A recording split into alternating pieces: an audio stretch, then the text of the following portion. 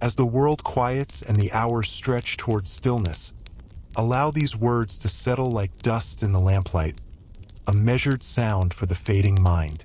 There is no need to follow, only to rest within the rhythm of a voice describing distant routines, a recitation for the slowing pulse. If the cadence finds a space within your night, you may choose to let the channel become a part of it, a quiet subscription to this shared darkness. The city never truly slept, but its pulse changed, thickening from the frantic beat of commerce and argument into a lower, more systemic hum. In the narrow apartments above shopfronts, bodies layered on wooden pallets, the air growing dense with shared breath and the lingering scent of oil lamps and yesterday's garlic. The poor slept in shifts, a practical rotation of warmth and space, while in the insulated villas of the hills, silence was a luxury purchased by thick walls and the exhaustion of slaves. For them, the night was a different kind of work. A servant dozed sitting upright beside a master's door, trained to wake at the slightest cough or call. His sleep a shallow pool never deeper than the surface. In the baking quarters, the fire was banked but never dead, a perpetual heat that made the room a drowsy purgatory for the boy tasked with watching the embers, his chin nodding toward his chest only to jerk upward at the crack of a settling log. Out in the courtyards, the night watchman made his rounds, his footsteps a soft, irregular metronome on the flagstones, his presence less about stopping thieves and more about confirming the continued existence of the walls, the gate, the boundary between this order and the chaotic dark beyond. His mind, dulled by repetition, cataloged sounds not as events but as textures. The scuttle of a rat in the dry aqueduct channel was a rough, papery sound. The distant, muffled quarrel from a tenement was a damp, woolen murmur. The sigh of the wind through a line of cypress trees was a long, cool exhalation. Time, unmarked by sunlight, became a substance measured in completed circuits, in the gradual drying of a damp tunic on his shoulders, in the slow creep of constellation shadows across the inner garden. He did not think of the empire or the morrow's duties. His world had shrunk to the next step, the next breath, the next turn at the corner where the view of the street opened up, empty and silvered under a high moon.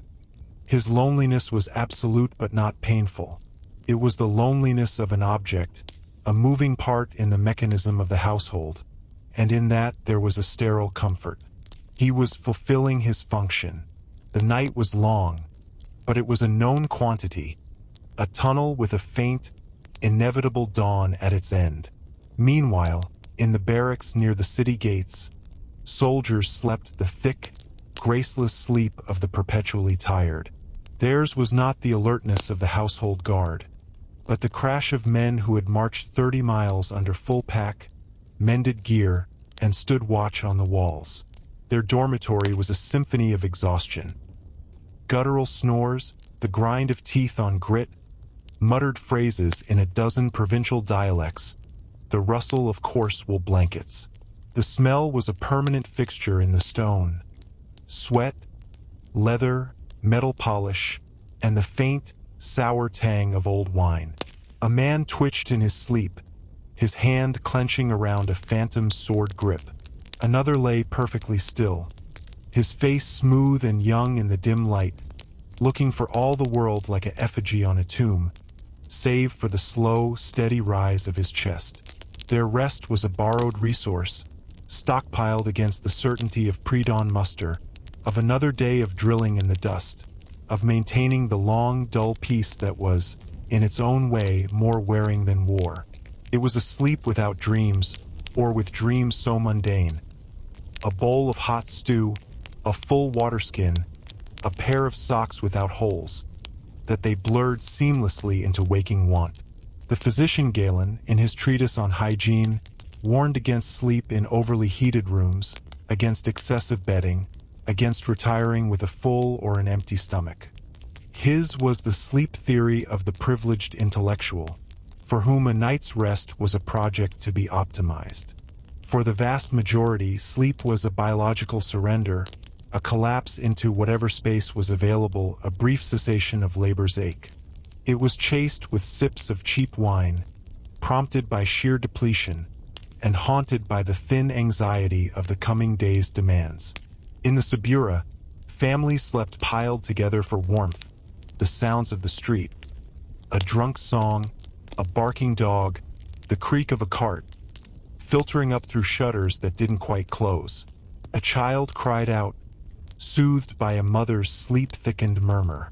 A couple whispered, their words too low to carry, the intimacy of their exchange just another private rhythm in the sprawling, collective organism of the night city. Down by the river wharves, the water slapped against pilings, a sound as constant as a heartbeat. A fisherman already awake in his tiny boat checked his nets by the light of a small, shielded lamp, his movements economical, practiced, making no unnecessary sound. His world was the black water, the glint of the stars on the slow current, the weight of the net in his hands. He did not contemplate the sea or the fish he would sell at dawn. He existed in a narrow band of perception, the feel of the wet rope, the chill of the pre-dawn air moving up the Tiber, the faint smell of mud and rotten reeds. His was a solitude of action, a meditation of knots and currents. Further out, in the countryside, the darkness was more complete, a tangible thing pressed against the windows of farmhouses. The silence was deeper, broken not by human noise but by the call of an owl, the rustle of something in the dry grass, the lowing of a restless cow in the byre. Here, sleep was tied to the absolute absence of light. A farmer and his wife lay side by side, not touching, each nursing the specific aches of their labor. His a dull throb in the lower back from plowing, hers a sharp pain in the shoulders from grinding grain. Their sleep was thin, easily broken by the fear of fox in the henhouse or blight on the wheat, by the memory of last year's poor harvest. They slept like people listening for a signal, their bodies resting but some essential part of them still vigilant, attuned to the rustle of the thatch, the direction of the wind. It was a functional rest, a banking of energy, not an escape. In the great latifundia estates, the enslaved slept in barracks little better than stables, on pallets of straw that harbored fleas. Their exhaustion was so total it overcame discomfort. They slept where they fell, the air thick with the smell of unwashed bodies and earth. Their dreams, if they came, were likely wordless, flashes of a sun too hot, the weight of a stone, the coolness of shade. There was no narrative to their subconscious, only sensation, a replay of the day's burden in a more abstract, heavy form. For the wealthy insomniac, staring at the painted ceiling of his bedroom, sleep was an elusive guest. He might ring for a slave to mix a draught of poppy tears and wine, or to read to him in a monotone from a scroll of bland philosophy. The slave's voice would drone on, words about the tranquility of the soul or the nature of the cosmos, becoming a sound without meaning, a stream of syllables intended not to inform but to bore the mind into submission. The listener would follow the thread of thought for a moment, then lose it, his attention snagging on the day's worries. A debt owed, a political slight, a grain shipment delayed. The voice of the slave was a wall of sound to push these thoughts against, a neutral background against which the clutter of the mind might slowly settle. And as the first gray light began to bleed into the eastern sky, the dynamics of rest began their slow reversal. The watchman's duty neared its end, his footsteps slowing as the promise of his own pallet grew real. In the barracks, a centurion's optio would stir, light a lamp, and begin the process of rousing the men, a task performed with brutal efficiency, involving shouted orders and the occasional bucket of cold water. In the bakeries, the fire was stoked to a roaring blaze, the men who had dozed through the night now sweating and active, kneading the vast mounds of dough for the city's morning bread. The fisherman tied his boat at the dock, his catch glistening in the growing light. The child in the tenement stirred, whimpering. The farmer's wife was already at the hearth, blowing on coals to coax a flame for the morning gruel. The transition was not an event, but a tide, a creeping replacement of one set of rhythms with another. The solitary, private aches of the night were subsumed by the collective ache of the coming day. The specific loneliness of the watchman dissolved into the generalized noise of the waking city. The deep, wordless sleep of the exhausted soldier fractured into the thousand fragments of duty. Lacing boots, polishing a helmet, falling into line. Night did not end with a resolution, but with a gradual surrender to momentum. The silence peeled back layer by layer, not shattered but worn away by the accumulating sounds of life.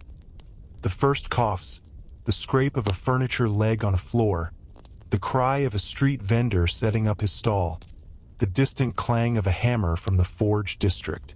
Each sound was a stitch in the fabric of the day, weaving over the dark emptiness.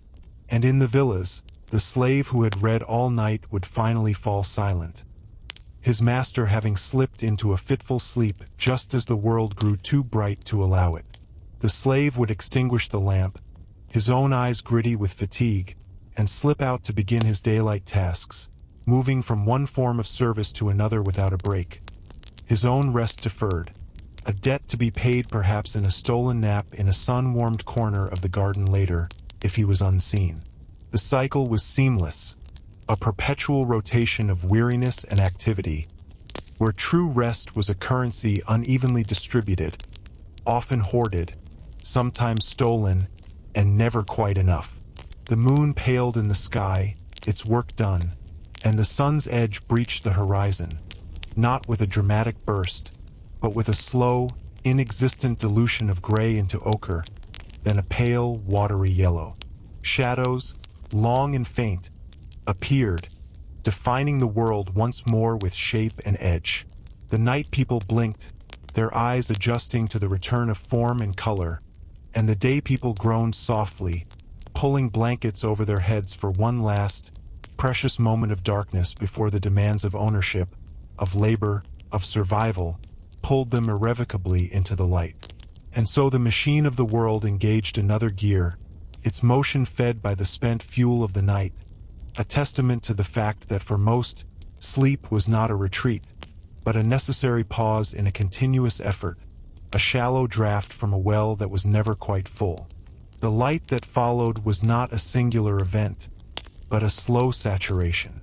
It pooled in the eastern valleys first, a thin, cool liquid seeping into the hollows and depressions of the land, chasing the deep blue shadows toward the west.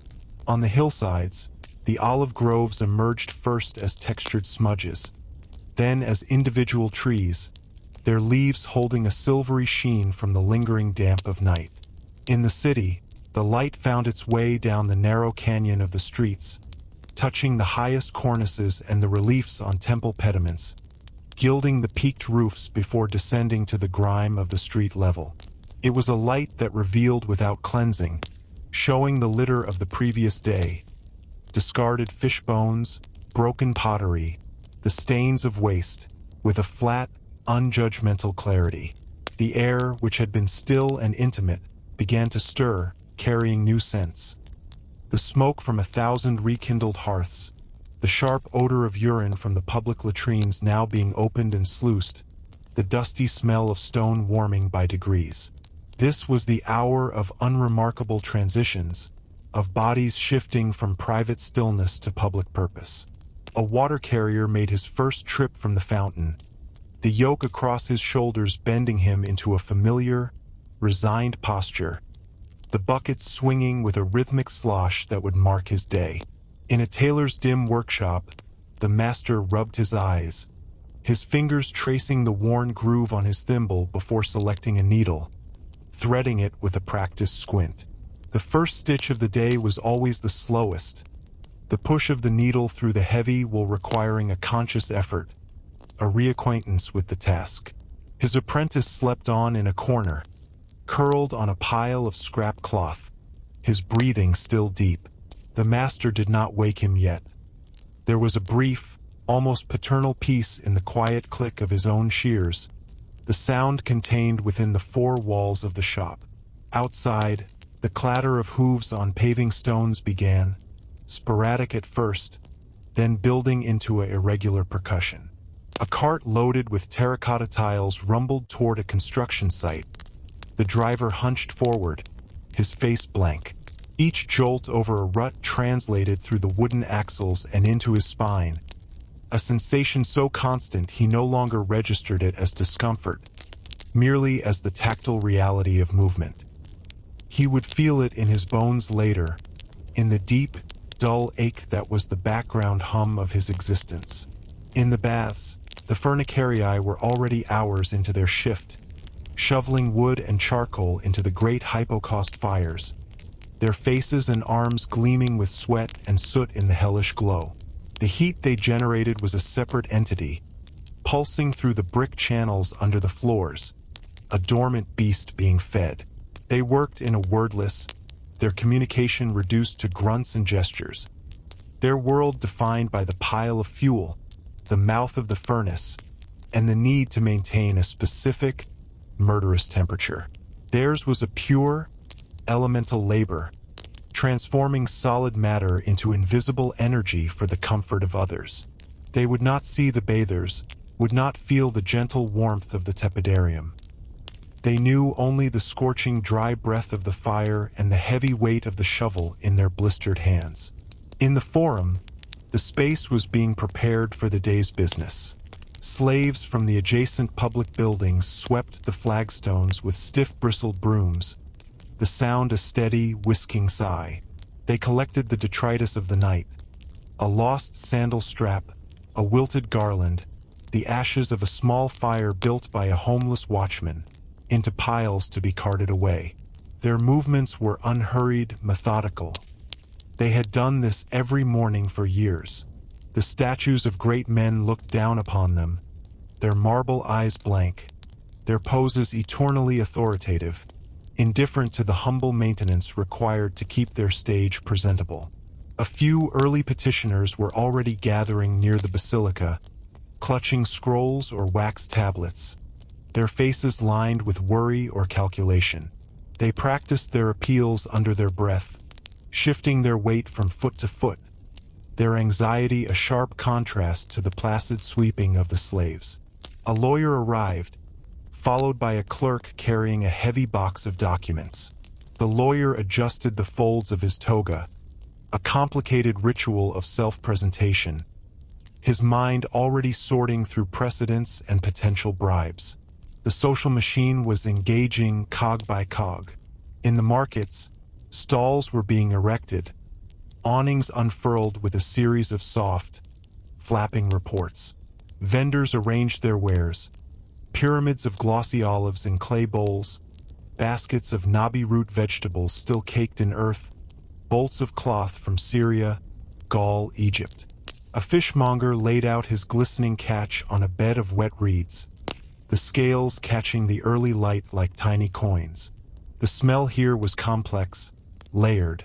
The salty tang of the sea, the earthy odor of vegetables, the pungency of hanging cheeses, the sweet, cloying smell of overripe fruit. It was the smell of abundance, but also of impermanence, of things that would spoil by afternoon if not sold. The vendors called out to one another, not yet to customers, their banter a familiar script about the weather, the poor quality of the wine delivered yesterday, the stubbornness of a particular mule. It was a performance of normalcy, a way of asserting community before the competitive isolation of the day's trade began. In a small shrine at the corner of the market, an old woman placed a few grains of incense on a tiny bronze altar. She muttered a prayer to the Laras, the household gods of the city itself, her words lost in the growing din. It was a small, private transaction with the invisible, an investment in goodwill for the chaotic human ecosystem she navigated daily. She asked for nothing specific, no wealth, no health for a relative, only for general favor, a slight tilting of the day's balance toward the benign. Then she melted back into the crowd, becoming just another body moving through the space. Meanwhile, in the school of a grammaticus, the day's tedium was commencing. The room was plain, furnished only with backless benches. Boys of various ages, from 7 to 14, filed in, their tablets under their arms. The air smelled of wax, wood, and the faint, sour scent of boyish sweat. The grammaticus, a thin man with a permanently irritated expression, took his place at the front. He did not greet them. He simply began, his voice a dry monotone, to explicate a line from Virgil. The words, written about heroic journeys and divine wrath, were rendered flat and granular, broken down into grammatical constructions, historical allusions, and metrical feet. The poetry was dissected until it was dead, its beauty sacrificed to the god of proper education. The boys copied, their styli scratching in unison, a sound like a swarm of insects. Their minds wandered. One stared at a sunbeam cutting through a high window, watching the dust motes dance in the golden column. Another traced the grain of the wood on his desk with a fingernail. Another fought the heaviness of his eyelids, his head dipping before snapping upright. The lesson was a river flowing past them. They stood on the bank, occasionally dipping a toe in the cold water of a parsed verb or a memorized epithet, but never swimming in the current of the story. This was the training for administrative life, for a mind that could categorize and reference, not one that could feel or imagine. It was a slow, systematic sanding down of curiosity, a molding of the intellect into a useful, predictable shape. The grammaticus knew this. He saw the glazed eyes, the suppressed fidgeting. He did not care. His job was not to inspire, but to inculcate. The state needed clerks, not poets. The boredom in the room was not a failure of his method.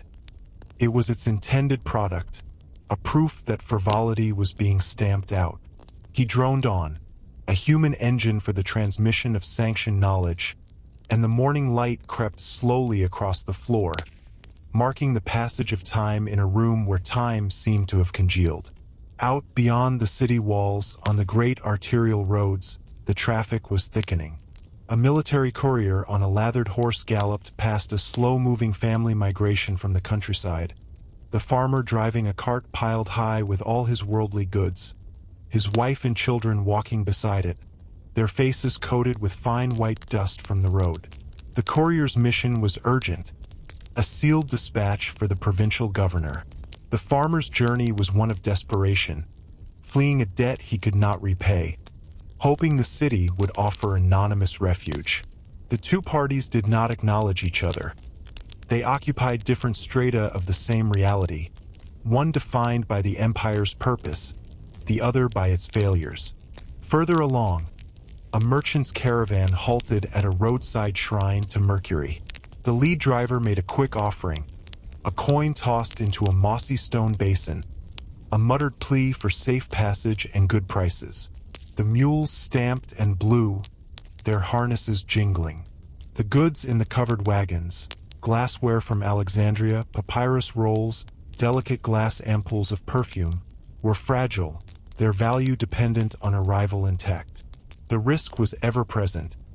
Bandits in the hills, a broken axle, spoiled food. The offering was a statistical hedge, a minor cost against catastrophic loss. The caravan moved on, the sound of its passage fading into the general murmur of the road, a sound that was the empire's true voice, a ceaseless, low-grade rumble of movement, commerce, and weariness. Back in the city, in the kitchen of a modest domus, the cook was preparing the cena, the main meal still hours away. The process was slow, a meditation on texture and transformation. He ground spices with a mortar and pestle, the rhythmic crunch of peppercorns and cumin seeds releasing their aromatic oils into the air. He cleaned a basket of small fish, his knife moving with deft, bloody precision, scaling and gutting, his hands moving almost independently of his thoughts, which were elsewhere, on a debt, on a woman, on the ache in his knees from standing on the stone floor. The kitchen was warm from the charcoal brazier, a dense, moist heat that beaded on his forehead. The smells were intense and specific. The iron tang of blood, the pungency of garum fermenting in a clay jar in the corner, the earthy smell of lentils soaking in a bowl of water. This was his domain, a world of elemental processes: fire, knife, salt, time. He was an alchemist of sustenance, turning raw, often unappealing materials into something that would sustain life and, on good days, provide a moment of pleasure. He tasted a simmering pottage with a wooden spoon, his face impassive.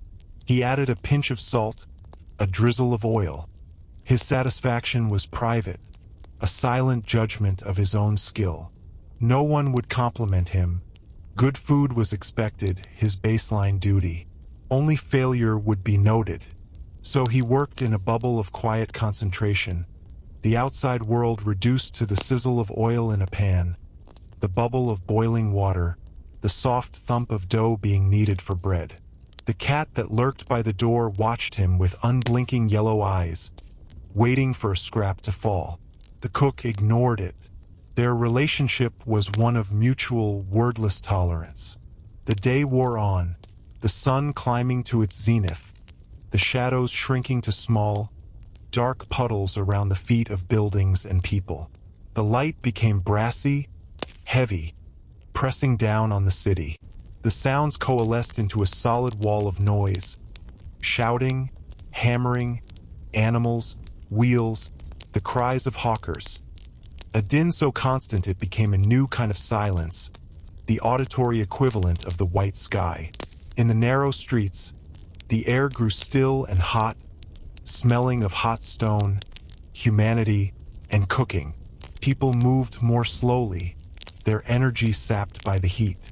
The siesta was not a universal luxury, but a necessary surrender for some.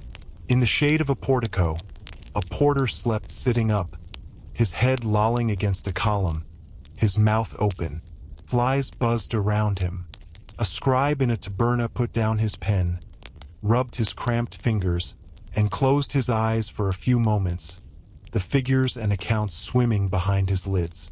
For a brief interval, the frantic pace stuttered, hesitated. Even the market's noise dipped slightly, a lull in the storm of commerce. This was the pivot of the day, the moment when the morning's accumulated effort met the long, slow decline toward evening. Nothing was decided here. It was a plateau, a temporary cessation of ascent before the different exertions of the afternoon began. The city seemed to hold its breath, to simmer under the sun, all its complex machinery idling for a fragile, sweating hour. The light was at its most revealing and most cruel, showing every crack in the plaster, every stain on a tunic, every line of fatigue on a face. It was a light that promised nothing, that simply was, an impartial witness to the wear and tear of the hours. The afternoon did not arrive as a change, but as a deepening. The sun's arc passed its peak, a subtle shift perceived not in the light's intensity, but in the elongation of shadows once more, now stretching eastward with a languid, incremental patience.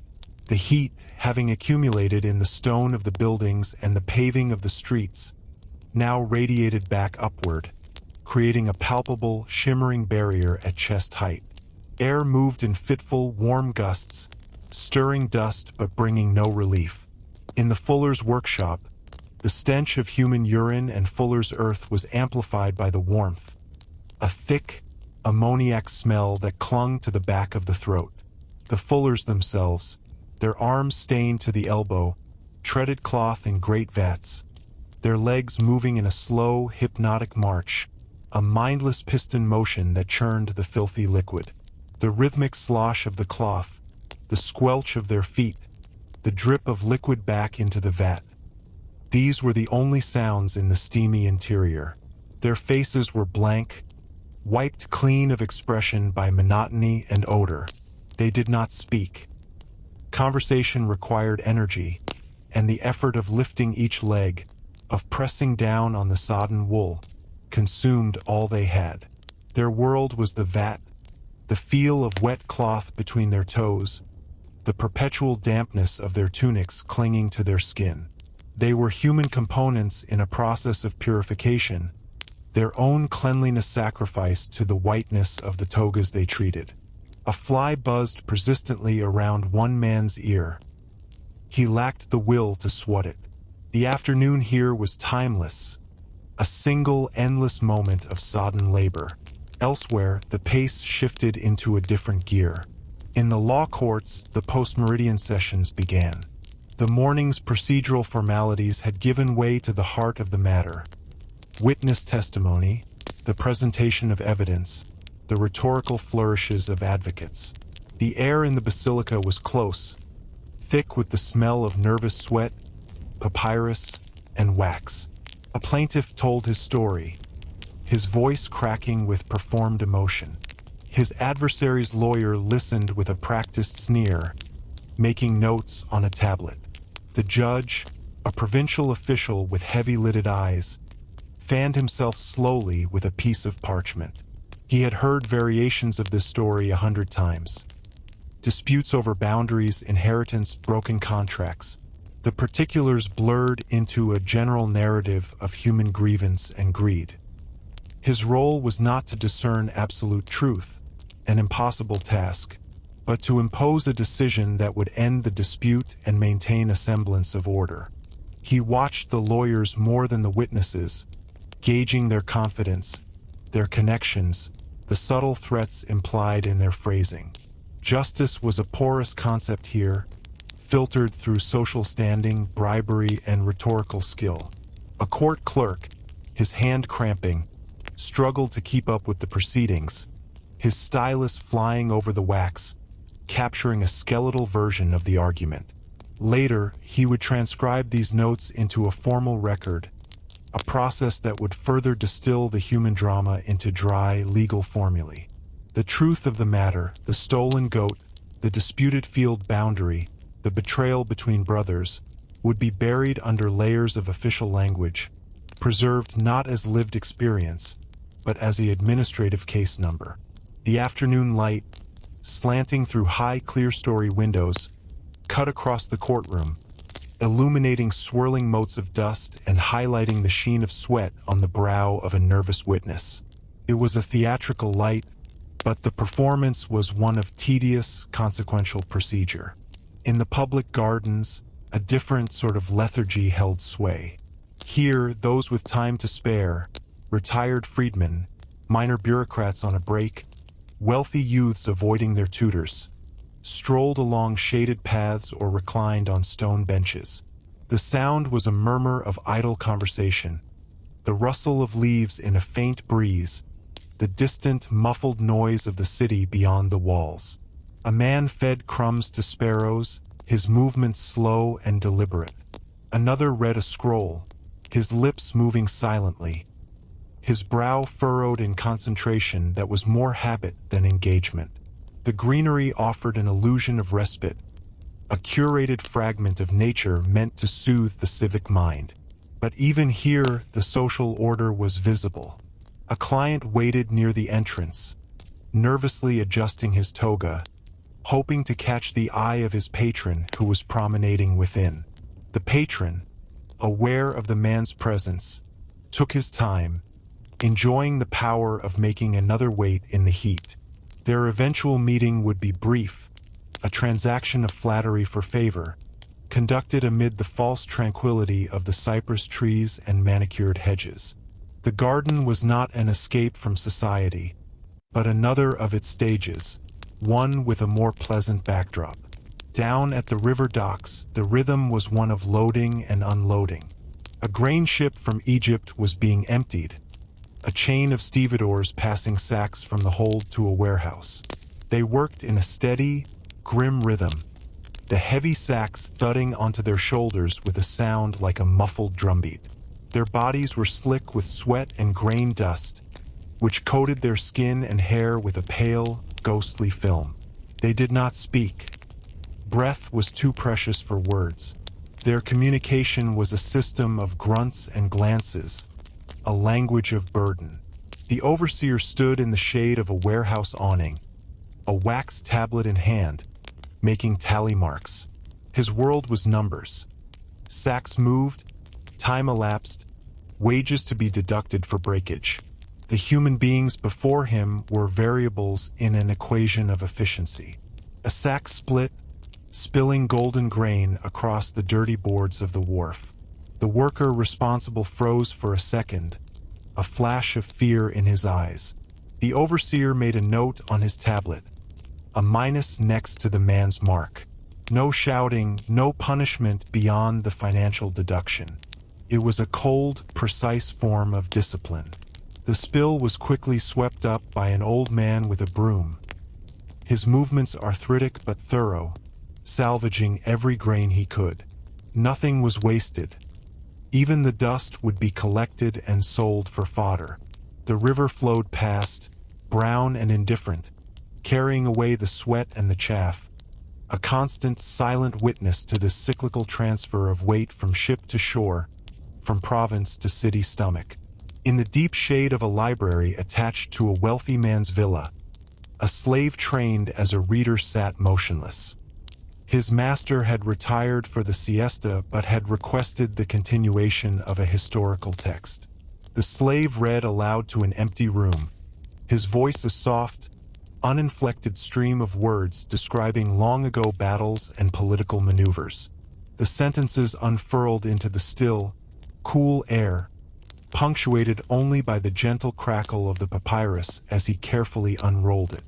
He understood the words, their meaning, the rise and fall of empires they described, but they felt as remote as the constellations. His reality was the texture of the scroll under his fingertips, the dry scent of ink and papyrus, the slight strain in his vocal cords. He was a conduit for narrative, his own consciousness suspended, a clear vessel through which the past flowed for no one's benefit. A gecko clung to the whitewashed wall near a high window, pulsing slightly. The slave saw it, noted its existence, and continued reading. His mind was a calm pool, reflecting the words but undisturbed by them. This was a different kind of labor, one of mental dissociation, a performance for an absent audience that was, in its own way, as taxing as the stevedores. He was preserving knowledge, yes, but he was also preserving silence, the profound quiet of the afternoon house broken only by the ghost of events centuries dead. As the sun burned lower, casting long, distorted shadows that turned the city into a geometric puzzle of light and dark, the collective focus began to turn inward, toward the evening meal and the private sphere. In the streets, the pace of commerce slowed once more, the cries of the vendors taking on a note of weary finality, a last attempt to move perishable goods. A flower seller reduced her prices, threading wilting garlands through her fingers. A bread seller covered his remaining loaves with a cloth. The public fountains became hubs of activity again as women and servants gathered to fill amphorae for the night's needs. The sound of water splashing into clay vessels was a clean, domestic sound, a prelude to the closing of doors. In the apartments, the smells of simple evening meals began to waft into the stairwells. Onion frying in olive oil, the pungent aroma of cheap sausage, the humble scent of porridge. Behind closed doors, families gathered on benches or on the floor, eating from a common bowl. Conversation was sparse, worn thin by the day. The meal was fuel, not festivity. A child too tired to eat rested his head on the table, his eyes closed. His mother nudged him gently, insisting he take a few bites. The light inside was murky, provided by a single, smoky oil lamp that pushed the shadows into the corners of the room, making the space feel both intimate and confined. The struggles of the day were not discussed. They were absorbed into the fatigue, into the act of chewing and swallowing. This was the nucleus of life, this small, tired gathering in the gathering dark. Outside, The sky shifted through shades of orange and purple, a spectacular display that few had the leisure or inclination to watch. For most, the sunset was merely a signal, a natural clock marking the end of one type of effort and the beginning of another, the effort of rest, of recovery, of existing through the quiet hours until the cycle demanded they rise and do it all again. The first stars appeared, pinpricks in the deepening blue. In the barracks, the soldiers polished their gear for inspection the next morning, the rasp of cloth on metal a soft, rhythmic sound. In the villas, slaves cleared the remains of elaborate meals, their movements silent on mosaic floors. In the streets, the night watchmen began their solitary rounds once more, stepping into the footprints they had left the previous night. The great wheel turned, its motion imperceptible from within, carrying everyone forward through another rotation of light and dark, labor and respite, a journey with no destination other than the continuation of the journey itself. The city's breath slowed, its pulse easing from the frantic daytime tachycardia to the slow, steady beat of the nocturnal heart. And in 10,000 rooms, 10,000 bodies settled into their chosen or allotted positions, seeking in the darkness not dreams, but simply the temporary cessation of the day's wait, a few hours of borrowed stillness before the light returned to claim them. The darkness that settled was not a blanket, but an infusion, a dye seeping into the fabric of the city, changing its texture and temperature. The residual heat of the day rose from the stones, a last exhalation before the coolness of deep night took hold. In the narrow alleys of the Subura, the darkness was nearly absolute, a thick, tangible substance pooled between the close-leaning buildings. Here and there, a thin blade of yellow light escaped through a cracked shutter or a poorly fitted door, illuminating a momentary tableau. A man mending a net, his fingers moving by feel as much as sight. A woman's profile as she leaned to blow out a lamp. Sounds became isolated, magnified by the absence of light. The scrape of a chair leg overhead. A low, sustained cough from a ground floor room. The faint, melodic crying of an infant, quickly soothed. These were not disturbances, but the signature sounds of the district, its nocturnal respiration. The watchman passing through did not carry a torch. He knew the way by the feel of the uneven cobbles under his sandals, by the smell of different doorways. Here the tannery, there the bakery, now the faint scent of lavender from a window box on a second floor. His progress was a slow absorption of the environment, a tactile and olfactory map. He was less a guardian against crime than a moving landmark, a confirmation that the night's routine was proceeding. His loneliness was of a profound, familiar sort. He was a thread stitching the sleeping blocks together, his existence validated only by the completion of his circuit, by the eventual graying of the sky that would render his function obsolete until the next sunset. In the grand domus on the Palatine, darkness was managed. Bronze lampstands, their wicks trimmed low, cast pockets of honeyed light that pushed back the shadows in selected areas, the atrium, the hallway to the master's chamber, while leaving others in purposeful gloom. The house was not asleep, but resting. A slave girl sat in the atrium, her head nodding as she carded wool for the next day's spinning. The repetitive pull of the cards through the fluffy mass a soporific rhythm. The soft click-click of the cards was the only sound in the vast, echoing space, where the impluvium pool reflected a single, wavering star visible through the open roof. Her task required no light, only the memory in her fingers. She was fighting sleep, the weight of her eyelids a physical pressure. To sleep would be to neglect her duty, and the consequences, while not violent, would be a cold disapproval, a reduction in status, a reassignment to more brutal work. So she fought the pull with small, secret movements, shifting her seat, pinching the back of her hand, focusing on the growing pile of carded wool beside her. A soft, cloud-like testimony to her endurance.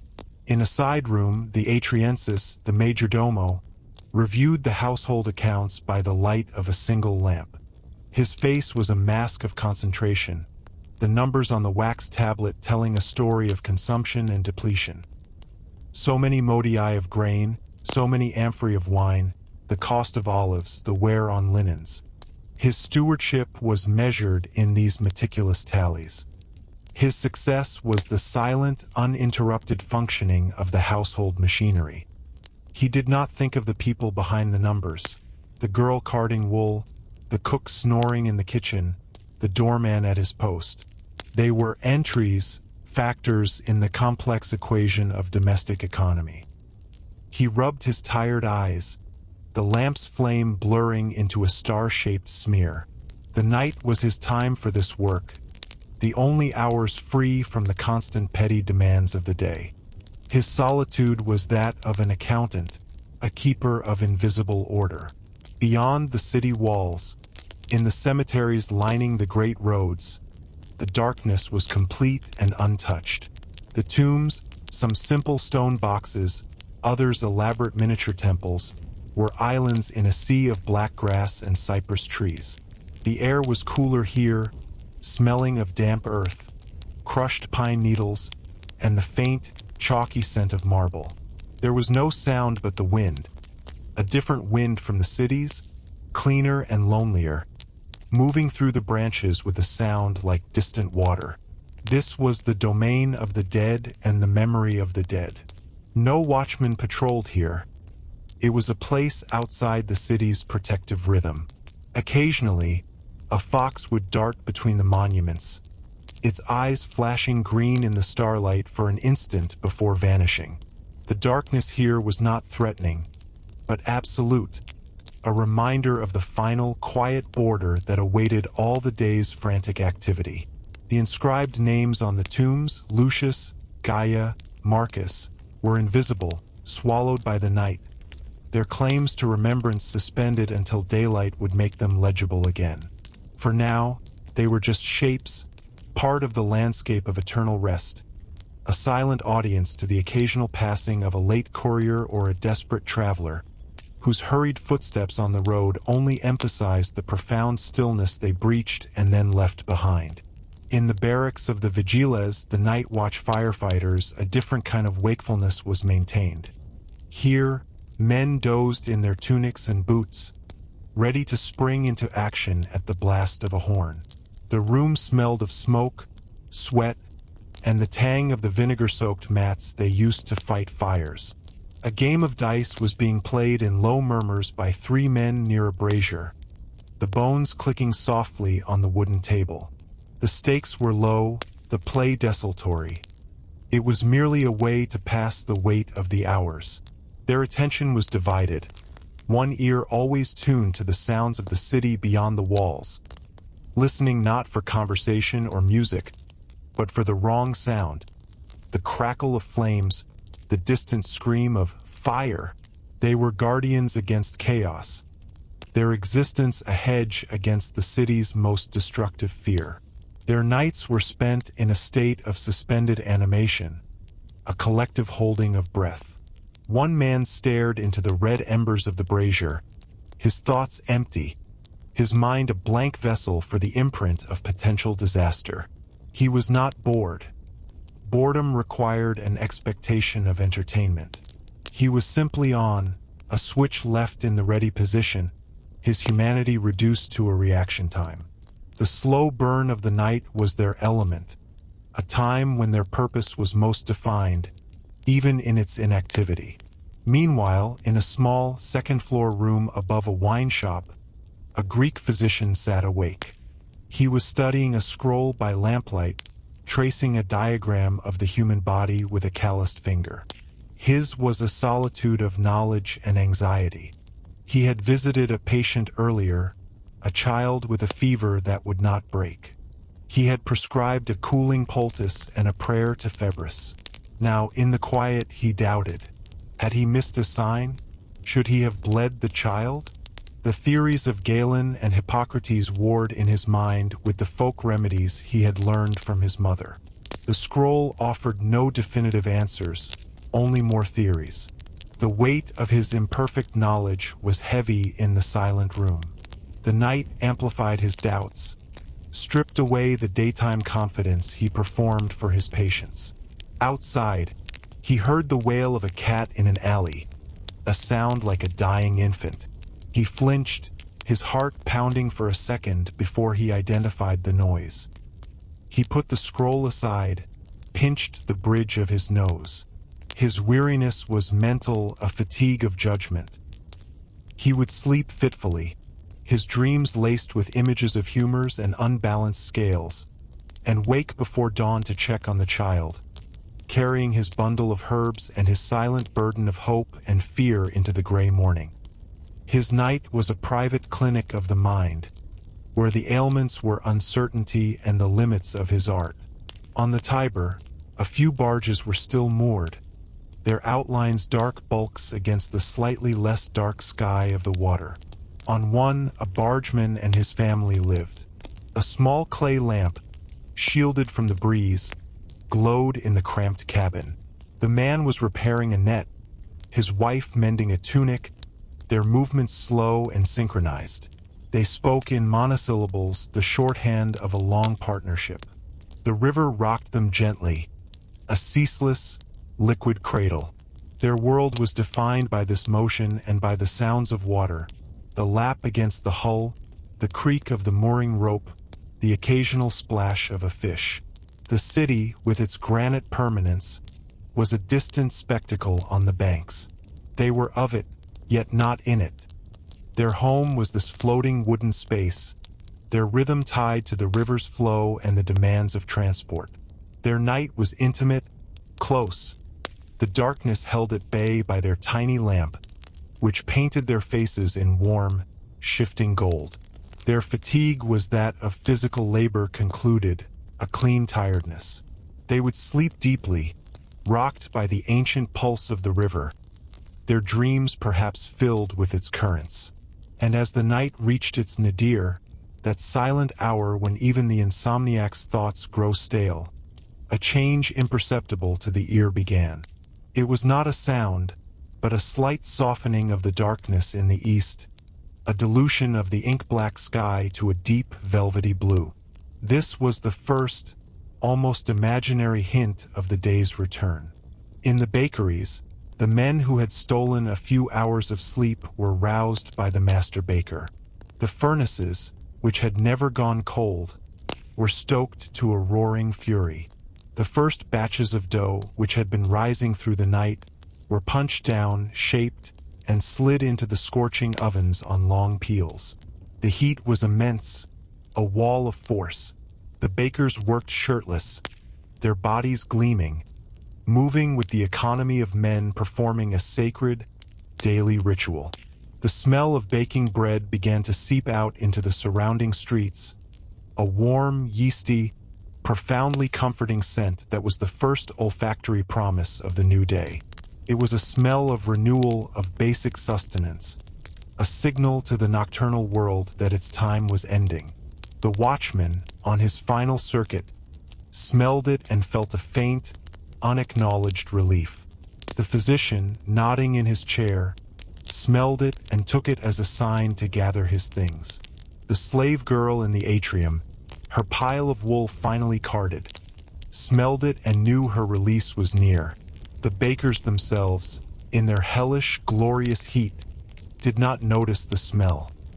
It was the medium in which they worked, the air itself. Their labor was the engine of the city's awakening, a transformation of flour, water, and fire into the substance of continued life.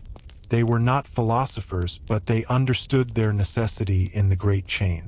As the first loaves emerged, crusts crackling, steam rising in clouds, the sky continued to lighten, turning from blue to gray to a pale, watery gold at the horizon's edge. The cycle, seamless and unbroken, was ready to begin its turn anew, offering no conclusion, only the perpetual, steady rhythm of darkness yielding to light, rest yielding to labor, silence yielding once more to the gathering hum of another day in Rome. The pale light did not flood, but infiltrated. It was a cautious probing at the edges of rooftops, a subtle bleaching of the deep night blue from the eastern sky. In the bakeries, the world was already a realm of fierce orange glow and sweating bodies. The master baker, his forearms dusted white, slid another batch of loaves into the inferno of the brick oven with a long wooden peel, the action a smooth, practiced thrust and withdraw. The heat was a physical presence, pressing against the skin, drying the throat. The men worked in a wordless trance, their movements part of a choreography older than the empire itself. Mix, knead, shape, bake. The scent of baking bread, that most fundamental alchemy, began to push its way out into the cool dawn air, a warm, yeasty tendril winding through the still sleeping streets. It was a smell that promised nothing extraordinary, only continuation. A dog, curled in a doorway down the street, lifted its nose and twitched, dreaming of scraps. In the barracks, the bucina sounded, a harsh, brassy call that tore through the last veils of sleep. Men groaned, a collective animal sound of protest before discipline reasserted itself. They swung their legs over the sides of their bunks, feet finding the cold stone floor. The routine was automatic. A splash of water on the face from a common basin, the fastening of belts and straps, the checking of gear. Conversations were grunts, fragments. My helmet strap is frayed. The centurion will have your hide. Pass the water. Their faces in the gray light were puffy, eyes still gummed with sleep, but their hands moved with sure, habitual motions. They were assembling themselves piece by piece into soldiers. The individuality of the night, the private dreams, the aches, was being packed away, replaced by the uniform identity of the legionary. They fell into ranks in the courtyard as the sky lightened from charcoal to slate, their breath fogging in the chill air. The centurion paced before them, his eyes missing nothing. A poorly polished buckle, a sloppily wrapped puttee. His criticism was a low, continuous growl, a verbal abrasive meant to smooth away any remaining roughness of civilian spirit. The men stood motionless, their gaze fixed on a point in the distance, their minds already retreating into the inner numbness that would get them through the hours of drill ahead. The dawn for them was not a beginning, but a summons to a state of suspended animation, where the body obeyed and the mind hibernated. On the farms beyond the city's noise, dawn arrived as a liberation from the deep, silent blackness. The cock's crow was a sharp knife cutting through the damp mist that clung to the hollows and shrouded the grapevines. The farmer was already at the well, the bucket scraping against stone as he drew water, the rope rough in his hands. The water was cold, shockingly so, and he splashed it on his face, gasping slightly, the shock driving the last stubborn remnants of sleep from his mind. He stood for a moment, looking east. The light was creeping down the slopes of the distant hills, turning the mist into a luminous silver blanket. It was beautiful, but he did not think of it as beauty. He thought of it as light to work by. His wife was at the hearth, blowing on the embers from last night's fire, feeding them twigs until a small, lively flame took hold. The simple, smoky smell of the fire mixed with the damp earth smell drifting in through the open door. Their communication was a series of quiet sounds. The clatter of a wooden spoon in the porridge pot, the thud of his hobnailed boots on the packed earth floor as he returned from the well. They would eat in silence, the warmth of the coarse grain porridge spreading through their bellies, a fuel for the long stretch of daylight labor ahead. Their day was not segmented into hours, but into tasks. Mend the fence in the north field, check the olives for blight, turn the compost pile. The dawn was the starting gun for a slow, persistent marathon against entropy and the seasons. Back in the city, the public baths, though hours from opening, were a hive of subdued activity. The furnicariae had been replaced by a new shift, their faces soot-stained mirrors of the previous night's crew. They worked in the bowels of the building, in a world of roaring flame and shuddering heat, their only light the hellish glow from the mouths of the furnaces. Their job was maintenance now, chipping away at the clinkers of burnt fuel that choked the flues, ensuring the heat would flow cleanly to the caldarium above. It was filthy, dangerous work. The air was thick with ash and the smell of scorched stone. They wore rags over their mouths, which did little. Their world was one of extreme sensation, blasting heat on their fronts, the cool damp of the underground passage at their backs, the gritty taste of ash, the ringing clang of their iron tools against the brick. They were the unseen keepers of a crucial civic comfort, their labor ensuring that later in the day, citizens would luxuriate in steam and gossip, blissfully unaware of the inferno that made it possible.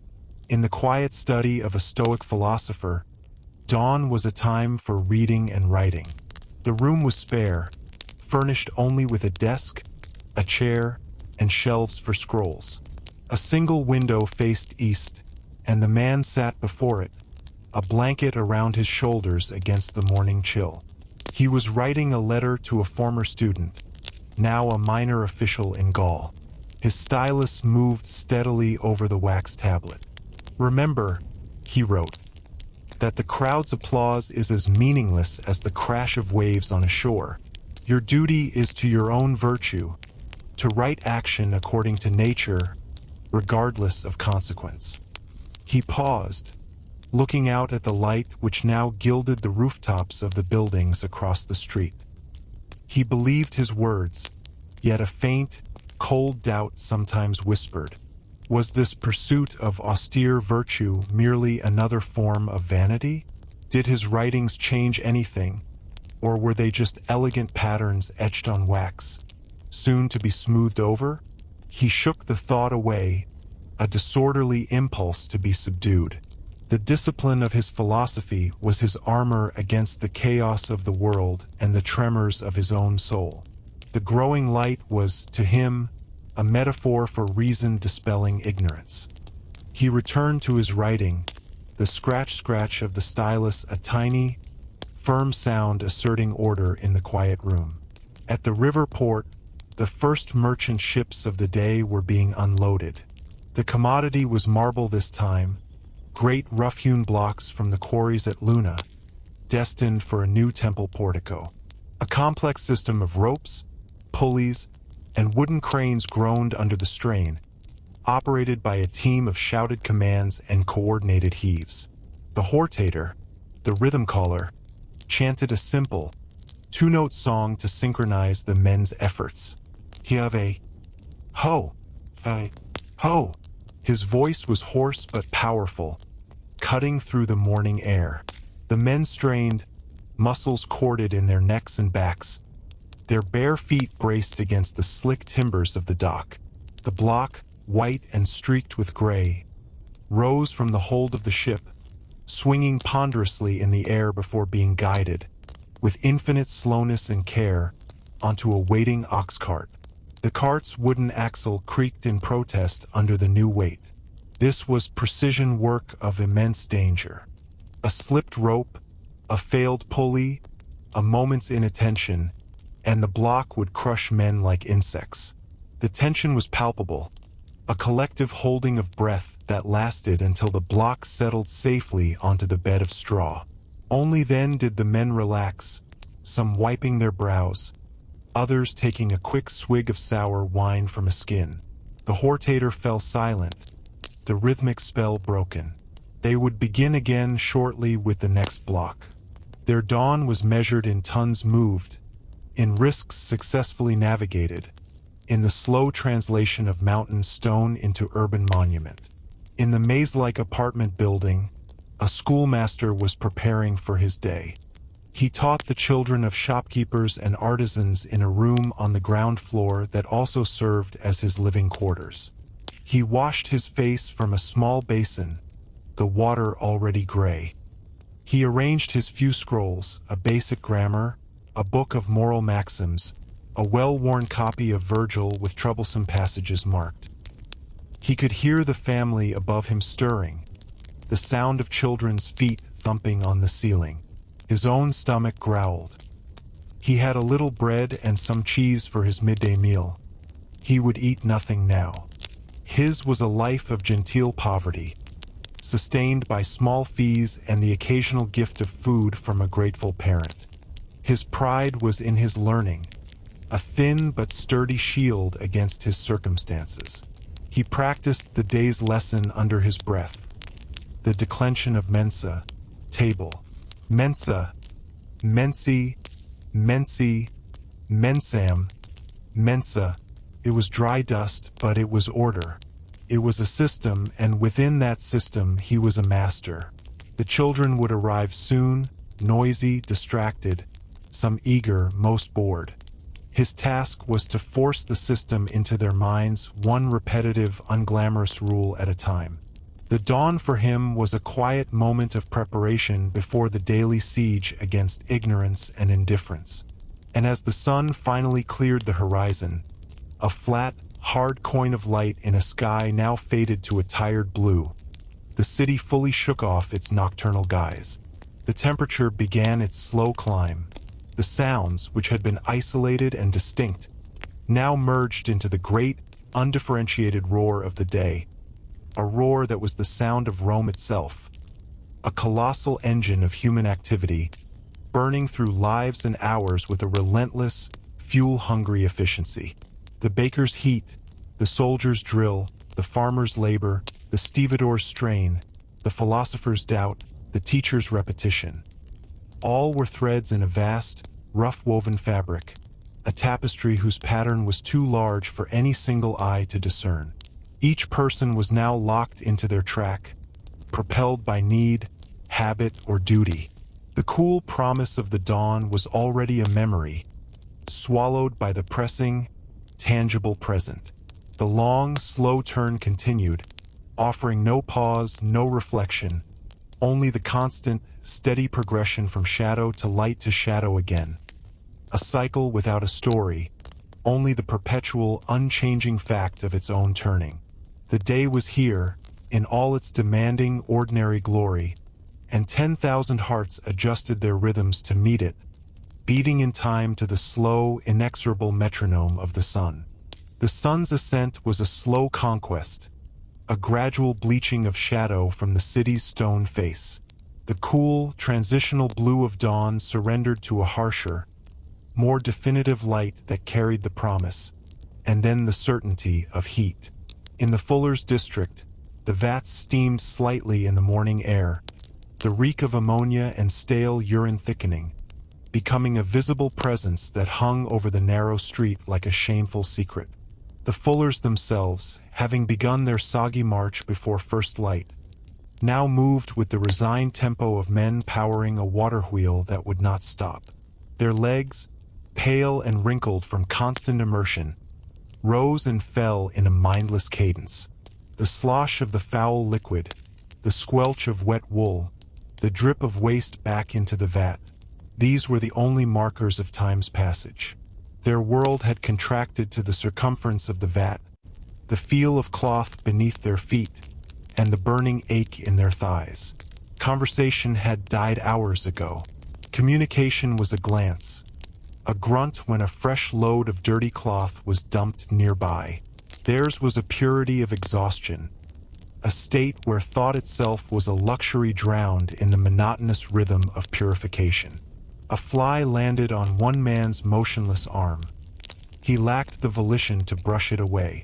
In the law courts, the morning's proceedings had settled into a deep groove of procedural ritual. A case concerning the disputed ownership of an inherited slave was being heard. The slave in question, a young man from Dacia, stood to one side, eyes downcast, his body the mute subject of the argument.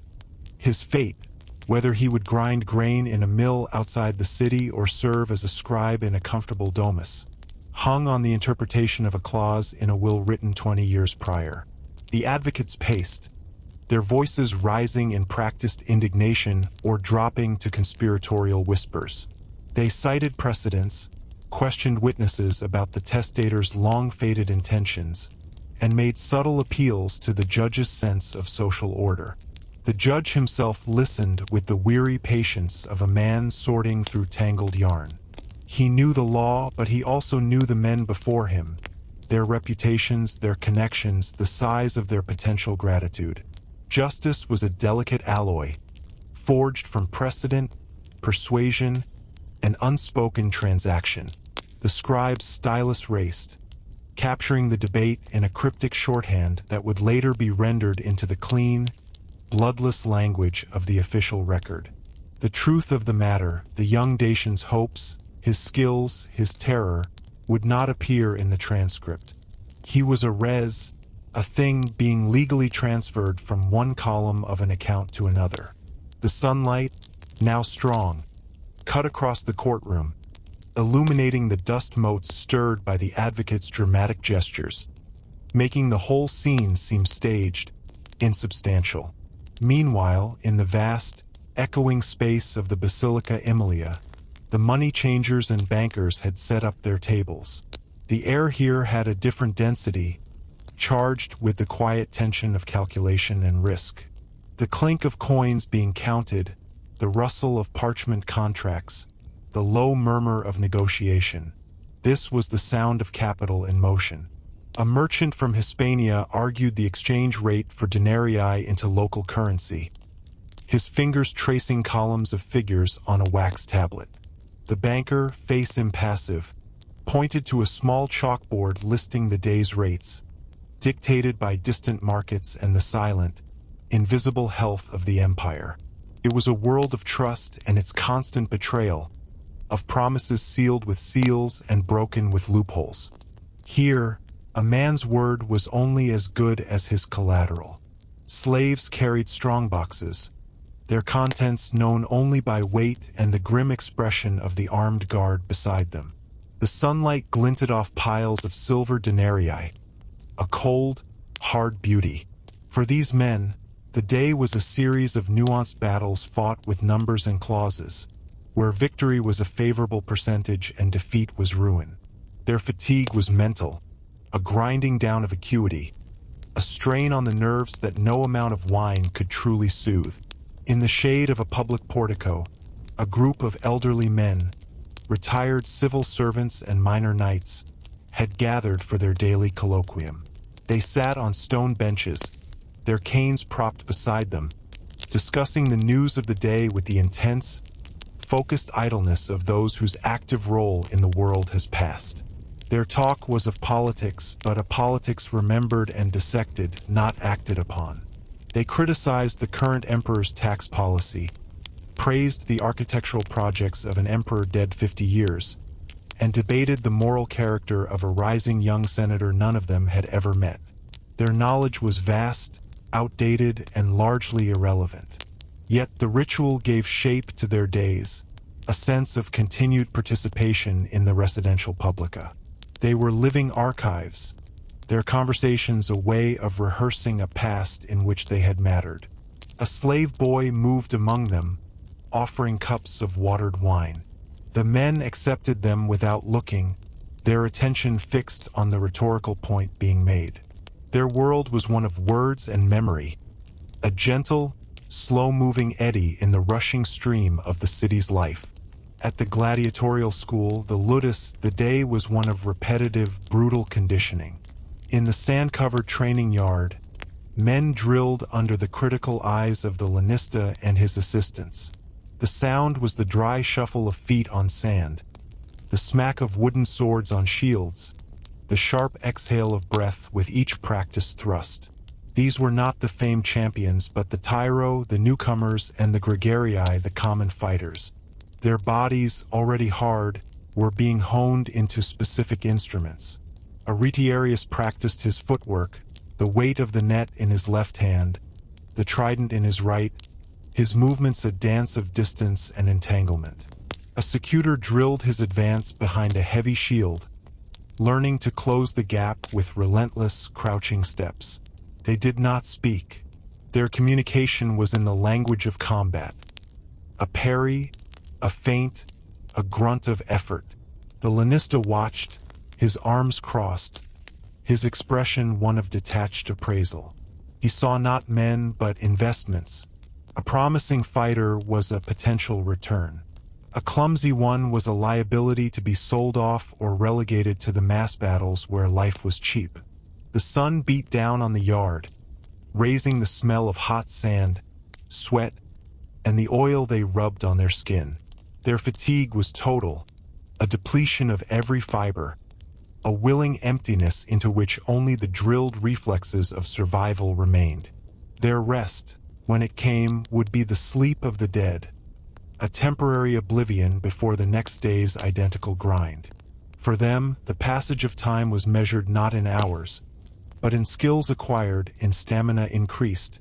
In the slow approach of the day, they would leave the sand of the school for the sand of the arena.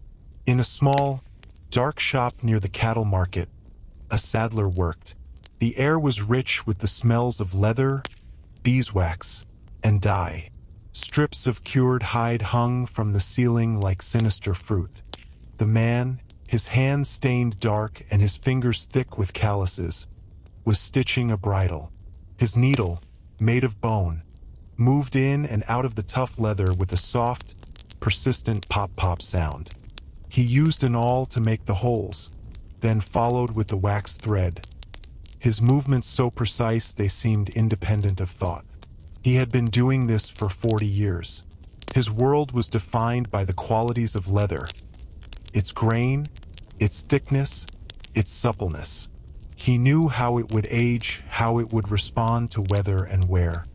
He did not think of the horse that would wear the bridle, nor the rider who would hold the reins. He thought of the stitch, the next hole, the tension of the thread. It was a craft of absolute presence, a meditation on materials. The sunlight, filtering through a high, dusty window, caught motes of leather dust hanging in the air, turning them to gold. He worked in a pool of this quiet light, an island of meticulous, anachronistic skill in a city rushing toward a more impersonal scale. As the sun reached its zenith, the city seemed to press inward under its weight. The white light bleached color from everything, rendering the world in stark contrasts of glare and deep, sharp shadow. The noise, which had built all morning, reached a sustained, roaring crescendo. A cacophony so complete it became a new kind of silence, a blanket of sound. In the labyrinthine corridors of the imperial palace on the Palatine, the temperature was marginally cooler, the stone walls thick enough to blunt the sun's assault. Here, in an antechamber, a line of petitioners waited. They were provincial officials, foreign diplomats, and wealthy citizens seeking favors, judgments, or simply the prestige of an audience. They stood in silence, sweat beading on their temples despite the relative cool, adjusting and readjusting the folds of their togas, practicing their speeches in their minds. A palace freedman moved among them, his face a mask of bureaucratic indifference, checking names on a list, occasionally whispering a correction about protocol. The wait could last hours. The atmosphere was one of suppressed anxiety and monumental boredom. They were at the very center of power, yet they were powerless, reduced to statues of anticipation in a lavishly decorated hallway. The only sound was the soft scuff of sandals on marble and the distant, indistinct murmur of voices from the inner sanctum. Their day hung suspended on the whim of a schedule they could not see, on the mood of a man most would never truly glimpse.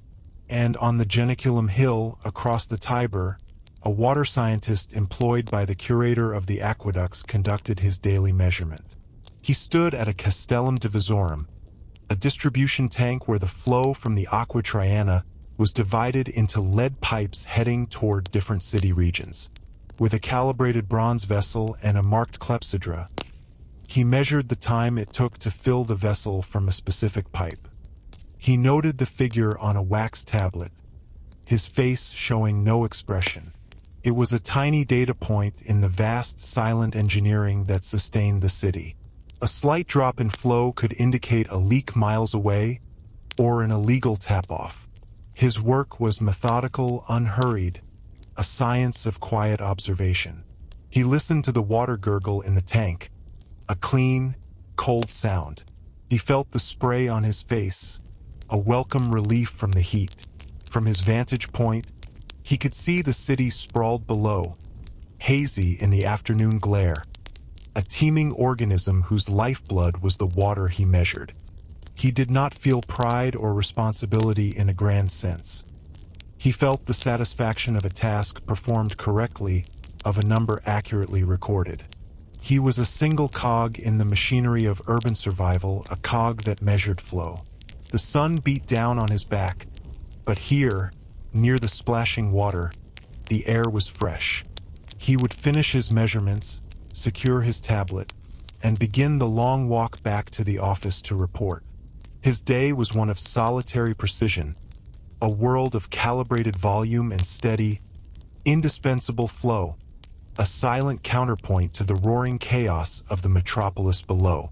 The cycle of the day was now at its apex, a plateau of maximal light and heat and noise, a sustained note from which the long, slow decline toward evening would eventually begin, carrying all these lives, these labors, these quiet and desperate moments, forward into the gathering shade.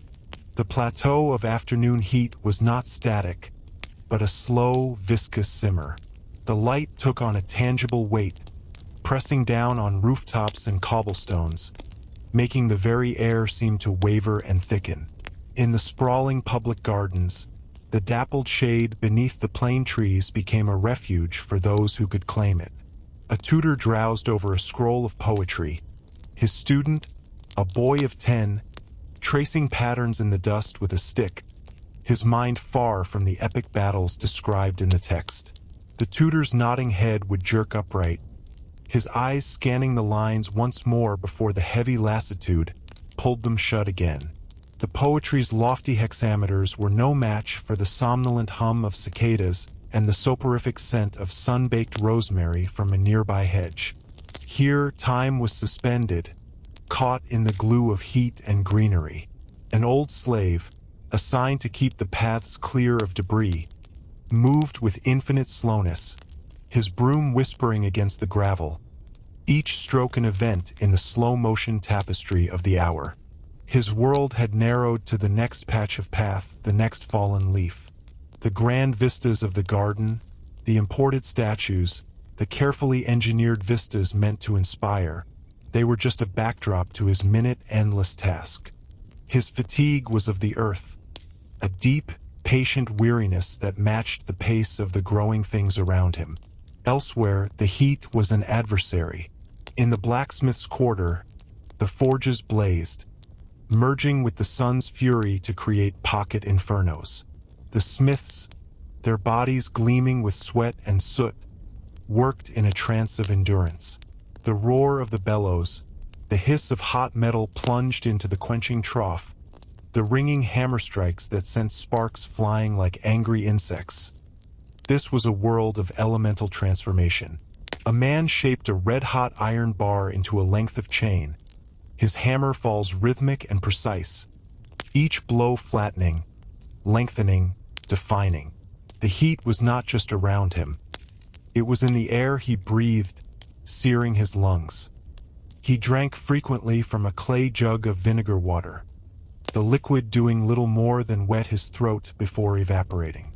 His focus was absolute, a marriage of eye, hand, and the glowing material on the anvil.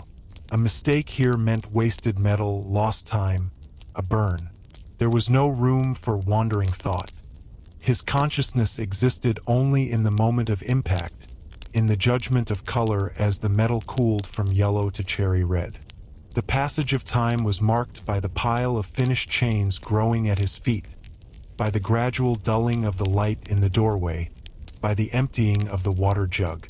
In the cool, subterranean depths of the horium, the public granary, the atmosphere was one of muffled, dusty stillness. The air was cool and dry, smelling of old grain, burlap, and the faint, sweet scent of rodent. Guards patrolled the long, dark corridors between mountains of sacks, their footsteps echoing softly. Their duty was one of passive vigilance against two threats: theft and damp. They carried tallow dips that cast huge, leaping shadows on the stacked provisions, making the cavernous space feel alive with silent, monstrous shapes. They spoke rarely, their voices hushed by the overwhelming quiet and the sense of profound containment. They were guardians of silence and surplus, their existence a testament to the state's anxiety about its most basic necessity: food. A leak from a recent rainstorm would be a disaster far greater than any thief. So they listened, not for footsteps, but for the dreaded soft drip-drip of water, or the skittering scratch that indicated a breach in the rodent defenses. Their night was this perpetual windowless gloom, a vigil over the city's postponed hunger. Meanwhile, in a small temple to Asclepius near the Tiber island, the atmosphere was one of hushed, fragrant anxiety. The sick and the hopeful lay on couches in a dim hall, the air thick with the smoke of medicinal herbs burning on braziers: myrrh, frankincense, saffron.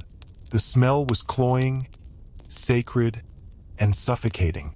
A priest-physician moved among them, his hands cool and dry as he felt a fevered brow, examined a bandaged wound. He spoke in low, measured tones, his words less diagnosis than ritual incantation. The god has visited you in your sleep.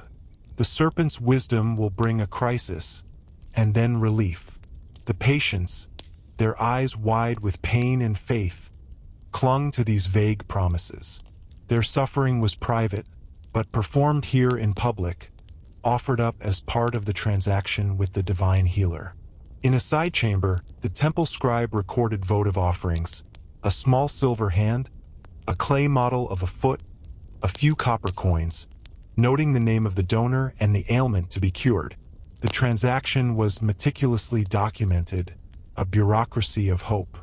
The afternoon here was timeless, a waiting room between the world of health and the realm of the god, where the only certainty was the smell of incense and the low murmur of prayer.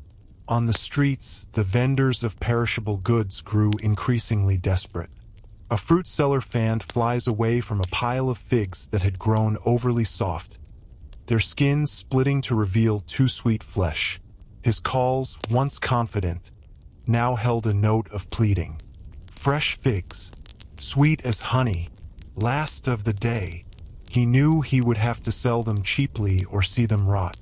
Next to him, a seller of cooked chickpeas in a portable brazier did steady business. His product was simple, cheap, and immune to the afternoon's decay. The dichotomy was stark, between the fragility of nature's bounty and the durable simplicity of transformed food. A water seller moved through the crowd, his leather outer slung over his shoulder, dripping cool condensation. He did not call out. His presence was enough. The thirsty sought him, handing over a small coin for a ladleful of tepid, but life-giving water. His was a mobile, essential mercy, a commerce in basic relief. The drama of the afternoon, for these street-level entrepreneurs, was one of margins and spoilage, a daily dance on the knife edge of subsistence. In the scriptorium of a wealthy patron, a team of slaves worked on a deluxe edition of Virgil's Georgics. The room was quiet but for the scratch of reed pens on parchment. One slave, the pictor, carefully outlined an illustration of a plowman in a field, his hand steady, his colors mixed with meticulous care.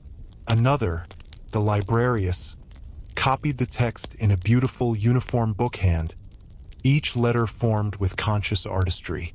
They worked in a pool of light from a high window, the rest of the room in respectful shadow.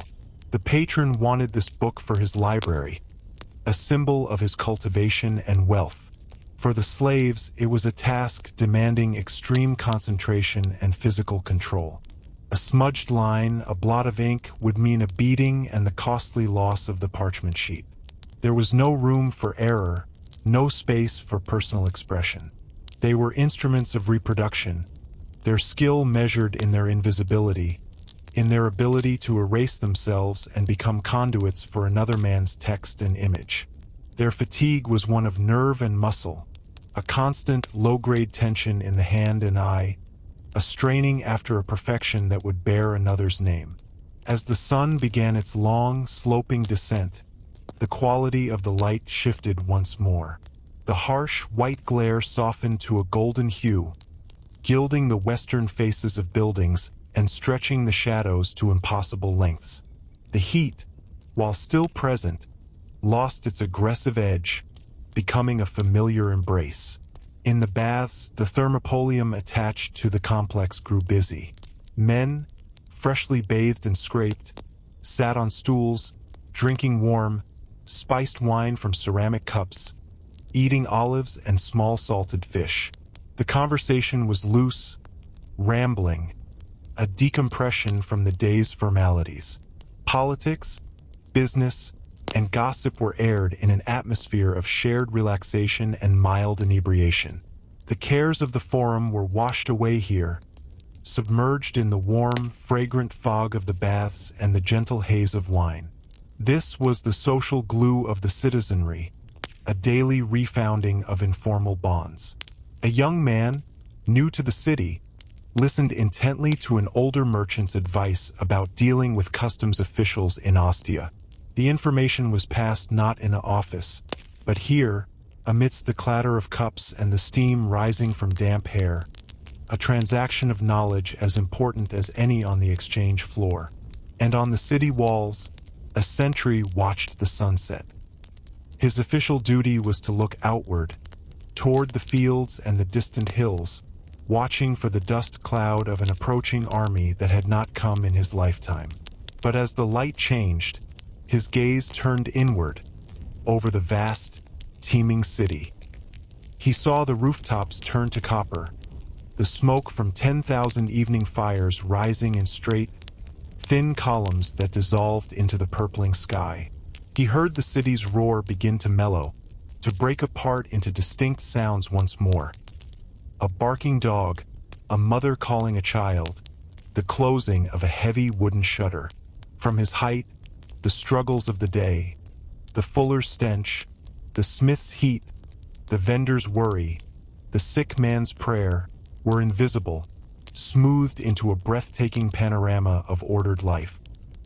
He felt no grandeur, only a distant, impersonal awe at the scale of it all, and a more immediate, personal longing for his own bowl of stew and his own pallet in the guardhouse below. The sun dipped below the horizon, a final sliver of fire. The sentry shifted his weight, his hand resting on the cool stone of the parapet. The first stars pricked through the deep blue of the east. The day's long exhalation was nearly complete. The night shift would arrive soon. His watch, another segment in the endless, silent vigil over the sleeping giant, was almost done. He took a last look at the darkening world, then turned to face the dim glow of the city's interior, ready to be relieved, ready to descend into the gathering quiet. Another turn of the wheel accomplished, his presence already fading from the immense, indifferent story of the hour.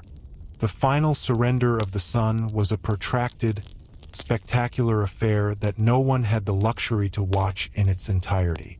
The gold bled to orange, the orange to a deep, bloody crimson that stained the underbellies of the clouds massing over the western hills. In the narrow, canyon-like streets, this theatrical display was reduced to a thin, fiery ribbon visible only by craning one's neck upward, a distant drama framed by the darkening silhouettes of rooftops. The heat of the day, now bereft of its source, began to leach upward from the stones, leaving behind a neutral coolness that was, for a moment, the mere absence of warmth before the genuine chill of night set in. In the taverns and papyri that lined the busier thoroughfares, lamps were lit, their oily smoke adding a new layer to the complex atmosphere of spilled wine, fried food, and humanity.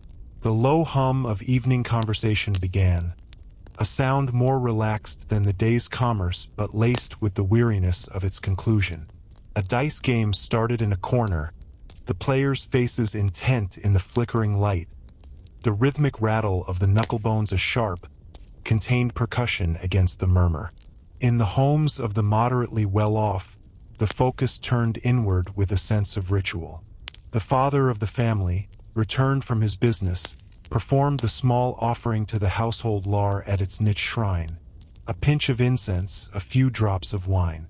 It was a gesture so habitual it was almost thoughtless, a daily realignment of the domestic world with the protective spirits. The children, washed and subdued, waited for the evening meal.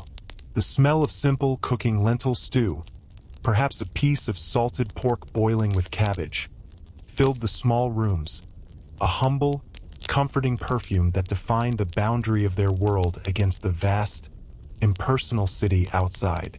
The mother directed a slave girl in the final preparations, her voice tired but firm.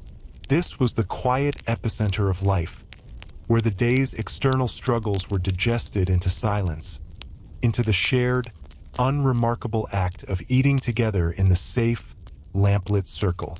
Conversation, if it happened, was of small, immediate things. A loose roof tile, a promised visit from a relative, the price of grain at the market. The larger narratives of empire, of politics, of ambition had no place here. This was the realm of maintenance, of the simple, cyclical labor of sustaining a few lives against the constant pull of entropy. Elsewhere, the transition was less peaceful. In the vast, multi-story insulae, the stairwells and common courtyards became arenas of friction in the fading light. A woman argued with a neighbor over a bucket of water taken from the common cistern. Their voices, sharp and strained, echoed up the light well, a private dispute made public by the acoustics of poverty. A child's wail from an upper floor went unanswered for a long minute, then was cut off abruptly. From behind one door came the sound of a couple arguing, the words indistinct but the anger clear in the cadence. From another, the repetitive, hacking cough of a consumptive. These buildings were organisms of stress, their thin walls and shared resources forcing intimacy of the most grating kind. The evening was not a release from tension, but a compression of it into these confined, flammable spaces. The smell of cheap oil lamps, of unwashed bodies, of stale cooking fat, was the smell of proximity without community. For many here, the night ahead promised not rest, but a continuation of the day's discomfort in the dark, a restless listening to the sounds of others' lives pressing in from all sides. At the city gates, the great wooden doors were being swung shut with a resonant, final boom, a sound that echoed across the silencing fields. The guards performed the ritual with bored efficiency, securing the massive bars. For a moment, they stood in the sudden quiet, the road before them empty, fading into the twilight. Their world was now this threshold, this line between the contained chaos of the city and the formless dark of the countryside. They would spend the night in the gatehouse, playing dice, telling familiar stories, staring into the brazier's glow. Their duty was symbolic as much as practical. The closed gate was a statement of order, a drawing of the civic cloak around the sleeping population. They were less warriors than ceremonial attendants at the daily closing of a colossal diorama. One of them, a young recruit from Gaul, peered out through the iron grate in a postern door, looking at the first stars over the fields. He thought of a different sky, a different smell of earth. The memory was a sweet, sharp pain, quickly buried under the immediate reality of his comrades' voices and the weight of his helmet. He was here now. The city was his world. Its rhythms were slowly becoming his own. In the library of a wealthy connoisseur, the evening was for private study. The man, a senator with a taste for Greek natural philosophy, unrolled a scroll describing the properties of magnets. A single, excellent lamp of finely worked bronze illuminated the text, its wick trimmed to a clean, steady flame. The room was a fortress of silence. the thick walls and heavy drapes shutting out the last murmurs of the city. He read slowly, his lips moving slightly, tracing the arguments of the long-dead author.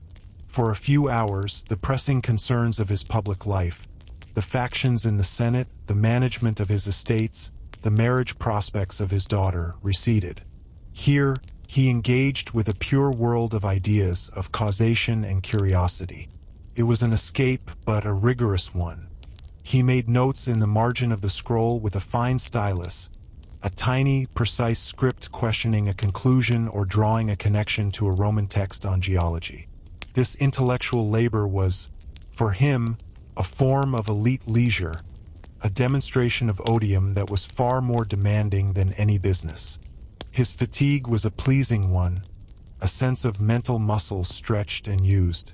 Later, he would signal for a slave to bring a cup of warm wine, and he would sit in the dark, looking out his window at the patterned stars, trying to reconcile the theories of attraction and repulsion with the messy, human politics that awaited him at dawn.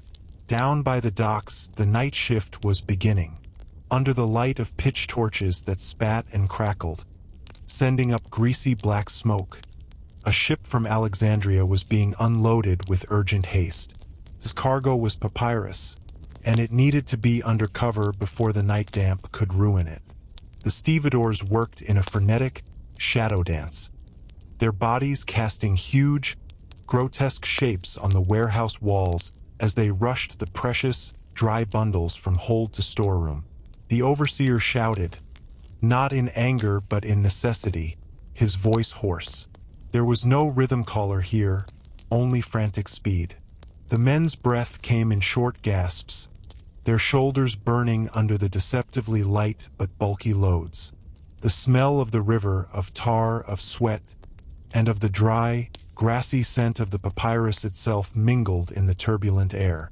This was crisis labor, a sprint against the elements, a vivid contrast to the measured, grim pace of the morning's grain haul. Here, a moment's hesitation meant financial loss. The men knew it, and they pushed their tired bodies beyond the day's earlier limits, driven by the sharp commands and the knowledge that this work, at least, would end. When the last bundle was stored and the warehouse doors slammed shut, they would stand for a moment, panting, the sudden silence ringing in their ears, before dispersing into the night to find their own corners of the city to sleep. Their evening was not one of relaxation, but of abrupt cessation, a cliff edge of fatigue.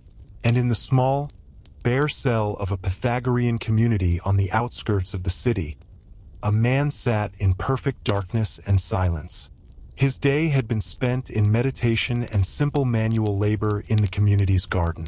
Now, as part of his discipline, he observed the evening silence, a time for reviewing the day's thoughts and actions, for cultivating inner stillness. He heard none of the city's sounds. His world was the rhythm of his own breath, the faint pulse in his ears. He sought to detach from the senses, to perceive the mathematical harmony of the cosmos beneath the chaos of appearance. His fatigue was not of the body, but of the will, a constant effort to suppress the random, flickering images and desires that arose in the dark. He sought a purity of consciousness, an emptiness that was, paradoxically, full of divine order. For him, the setting of the sun was not a temporal marker but a spiritual signal, an invitation to turn inward and away from the world of generation and decay. His night was the longest of all, a vigil in the void, a search for a light that did not cast shadows. He did not move. The coolness of the night seeped into his cell, but he did not shiver. He was practicing for a deeper, more permanent cold, training his soul to be a stranger to the body's complaints. In this silent, absolute dark, at the very edge of the city's phenomenal roar, he was engaged in the most solitary and abstract labor of all, the conquest of the self. The city slept or worked or worried or drank around him, entirely unaware of his quiet, monumental effort in the dark. And the wheel of the night turned, bearing him and the stevedore, and the senator, and the arguing family, and the homesick guard, forward on its indifferent eternal axle, toward another dawn that would ask of each of them, once again, everything they had to give. The deep night held its own dominion, a realm distinct from the hesitant dusk or the expectant dawn. This was the time of solidified shadows, of temperatures equalized, of a stillness so profound it had texture.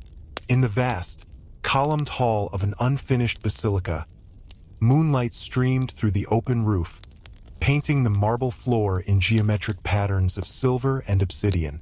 A cat, the unofficial guardian of the site, moved with liquid silence along the top of a half-built wall, its eyes two burning coins reflecting the cold light.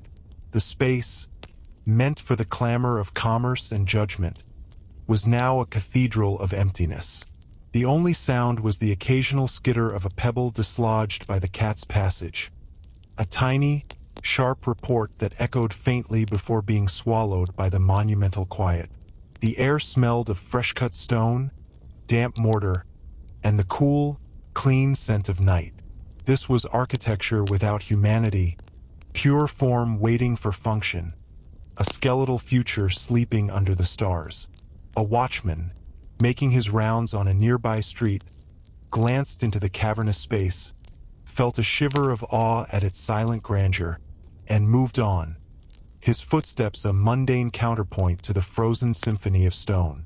In the brick-lined tunnels of the city's main sewer, the Cloaca Maxima, a different kind of darkness prevailed, thick, warm, and foul. Here, the night shift of the cloacarae worked by the fitful light of oil lamps protected by horn covers. The air was a miasma, a tangible broth of decay and human waste, so dense it felt like breathing liquid. The men, naked save for loincloths, moved slowly through the shallow, flowing filth, their bodies slick with it. Their task was to clear blockages, using long poles with hooks, their movements careful to avoid collapsing the fragile brickwork or releasing a pocket of lethal gas. They did not speak. To open one's mouth was to invite the stench deeper. Communication was by touch and gesture in the hellish, dancing light. Their world was one of touch and terrible smell, a tactile nightmare of slime and obstruction. Their fatigue was a toxic saturation, a weariness that seeped into the lungs and the soul. They were the city's hidden kidneys, performing a vital, despised function that ensured the world above did not drown in its own refuse. When their shift ended at dawn, they would emerge blinking into the clean air, their skin stained, their lungs burning, to sluice themselves with vinegar water before collapsing into a sleep heavy with the memory of the underground dark. High on the Esquiline Hill, in the spacious domus of a knight who had made his fortune in the Spanish silver mines, a different sort of night work was underway. In a secure room, the Arcarius, the head cashier, and his assistant were counting the day's receipts. The piles of coin, aurei, denarii, sesterces, gleamed dully in the lamplight. The only sounds were the soft, metallic chink of coin against coin and the whispered tally as the assistant called out numbers. The Arcarius recorded them in a ledger, his handwriting a model of clarity. This was a ritual of trust and verification. The knight's wealth, abstract in ledgers and mining contracts, became concretely real here, in this nightly communion with cold metal. The work was tedious but charged with a quiet gravity. A single missing coin could see the assistant flogged. A discrepancy could unravel trust built over years. The lamp flickered, casting huge, distorted shadows of the men and the money on the wall, a silent pantomime of commerce. Their night was one of fiduciary responsibility, a sealing of the day's economic transactions into the immutable record of accounts. They worked in a bubble of concentrated trust, the rest of the sleeping household oblivious to the precise, weighty ritual securing its comfort. In a small, second-story room in the Subura, a woman sat weaving by lamplight, She was a widow taking in piecework to survive. The loom was a simple, upright frame, and her shuttle flew back and forth with a soft, rhythmic clack-clack thud. The wool was coarse, the pattern simple, the pay meager, but the work filled the silent hours when grief and fear were loudest. The repetitive motion was a meditation, a way to keep her hands busy and her mind numb. She did not think of the future or the past. Her consciousness was focused on the tension of the warp, the passage of the weft, the growing rectangle of rough fabric. The lamplight was poor, straining her eyes, but to stop was to let the darkness in. A mouse scratched somewhere in the wall. She ignored it. Her world had shrunk to the square of light cast by the lamp, to the smell of raw wool and her own unwashed skin, to the sound of her own creation. This was survival, not craft. Each completed length meant a few more coins for bread, for oil, for the rent that was always due. Her night was an endless, quiet battle against despair, fought one thread at a time. At the Mithraeum, a clandestine temple in a cellar near the cattle market, a ritual was reaching its climax. The air was close, thick with the smell of torch smoke, pine resin, and the blood of a recently sacrificed fowl. Initiates, all men, stood in the dim, flickering light before a bas-relief of Mithras slaying the cosmic bull. The pater, the father of the cult, chanted in a low voice, his words echoing strangely in the subterranean space. The initiates, soldiers and merchants mostly, their faces shadowed, responded in unison. This was a brotherhood of secrecy and graded revelation, a stark contrast to the public piety of the state cults. Here, salvation was earned through trials and knowledge, through a shared experience that set them apart from the mundane world sleeping above. The cold of the cellar stone seeped through their sandals. The torchlight glinted off the ritual vessels. Their fatigue was one of emotional and sensory intensity, a draining of the ordinary self to make room for the mythic narrative of struggle and triumph. For them, the night was not for rest, but for the forging of a secret, immortal identity, a psychic armor against the chaos of mortality and the impersonal machinery of the empire. And on the Tiber, a lone fisherman in a small, flat-bottomed boat cast his net by the light of a shielded lantern hung from a pole. The light attracted insects, which attracted small fish. His movements were slow, fluid, born of a lifetime on the water. The only sounds were the lap of water against the hull, the soft plosh of the net hitting the surface, the occasional cry of a night bird from the reedy banks. The city was a distant constellation of fewer lights now, a silent, hulking presence. His world was the circle of wan light on the black water, the tug of the net, the smell of river mud and wet hemp. He thought nothing grandiose. He thought of the depth of the cast, the weight of the haul, the price he might get at the dawn market. His solitude was absolute and uncomplicated. He was a node in a simple ancient economy. River, net, man, market. The vast, intricate suffering and striving of the city meant nothing to him out here. He was alone with the elemental facts of hunger and the means to temporarily sate it. The water was cold, the night long, but he was at home in this darkness in a way few in the stone labyrinth behind him could ever be. He pulled in a net, glistening with a few small silver fish. He grunted, satisfied. It was enough. The night stretched on, the current flowed, and he prepared to cast again. A slow, patient rhythm against the backdrop of the sleeping world. A reminder that even at the heart of the empire, the most basic transactions between humans and the natural world continued, quiet, timeless, and utterly indispensable. The moon traced its slow arc, indifferent to the sacred chants in the cellar, the counting of coins, the widow's shuttle, the sewer crawler's misery, and the fisherman's hope. It watched it all, a silent silver eye, as the great machine of the city idled in the dark, gathering its strength for the inevitable, repeated summoning of the light. The hours between the ebbing of the moon and the first faint suggestion of dawn were the city's most secretive. This was the time of the Conticinium, when even the night's habitual noises, the watchman's cough, the distant bark of a dog, seemed to have been absorbed by the profound stillness. The air reached its coldest point, a damp chill that seeped through shutters and settled in bones.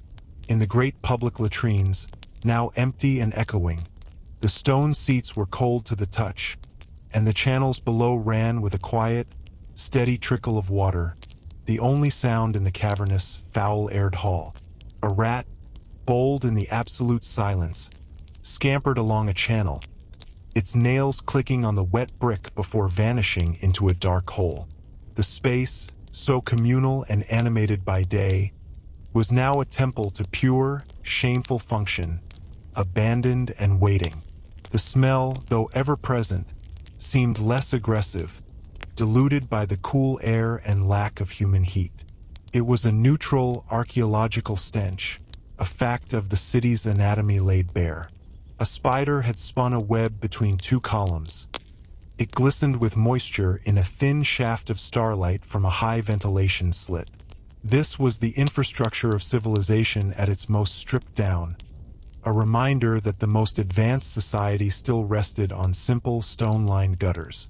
In the dormitory of the Imperial Courier Station, the men slept the light, twitchy sleep of those who must be ready to move at a moment's notice. Their boots and satchels were placed neatly beside their pallets. One man, older, slept sitting propped against the wall, his body trained to need little horizontal rest. His dreams, when they came, were of motion. The feel of a horse's gallop, the pattern of mile markers flashing past, the weight of a sealed dispatch against his chest. His rest was a strategic pause, a recalibration of muscle and mind for the next burst of speed.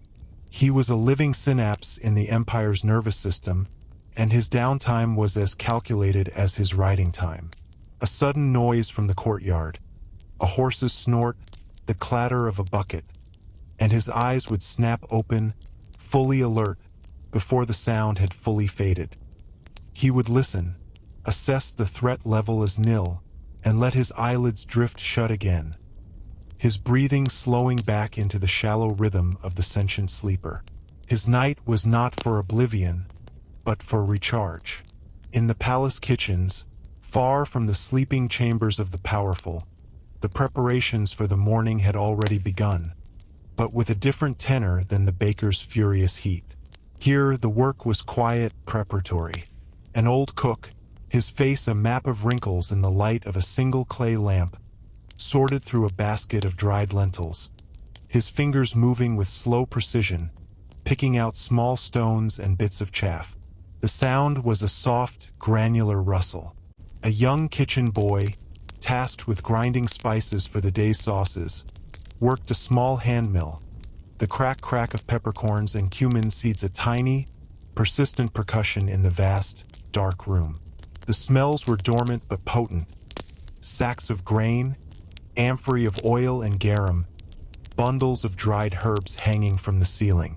This was the inventory of future flavor, the raw materials of status and sustenance being made ready. Their work was not urgent but foundational. They spoke in whispers, if at all. The grandeur of the meals they would help create was a distant abstraction. Their reality was the chill of the stone floor, the ache in the boy's arms from turning the mill, the meticulous, endless sorting of the old man. They were assembling the pieces of the day's first act, long before the audience awoke. At the base of the Aqua Claudia, where the mighty aqueduct met the city's distribution network, the night watchman for the water supply made his round. He carried a shielded lantern, its light bobbing along the massive, damp arches. His job was to listen.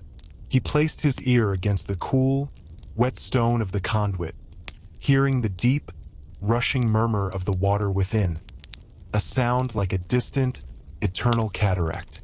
Any change in that sound, a hollow echo indicating an air pocket from a breach, A duller roar hinting at a partial collapse would mean disaster for entire regions of the city.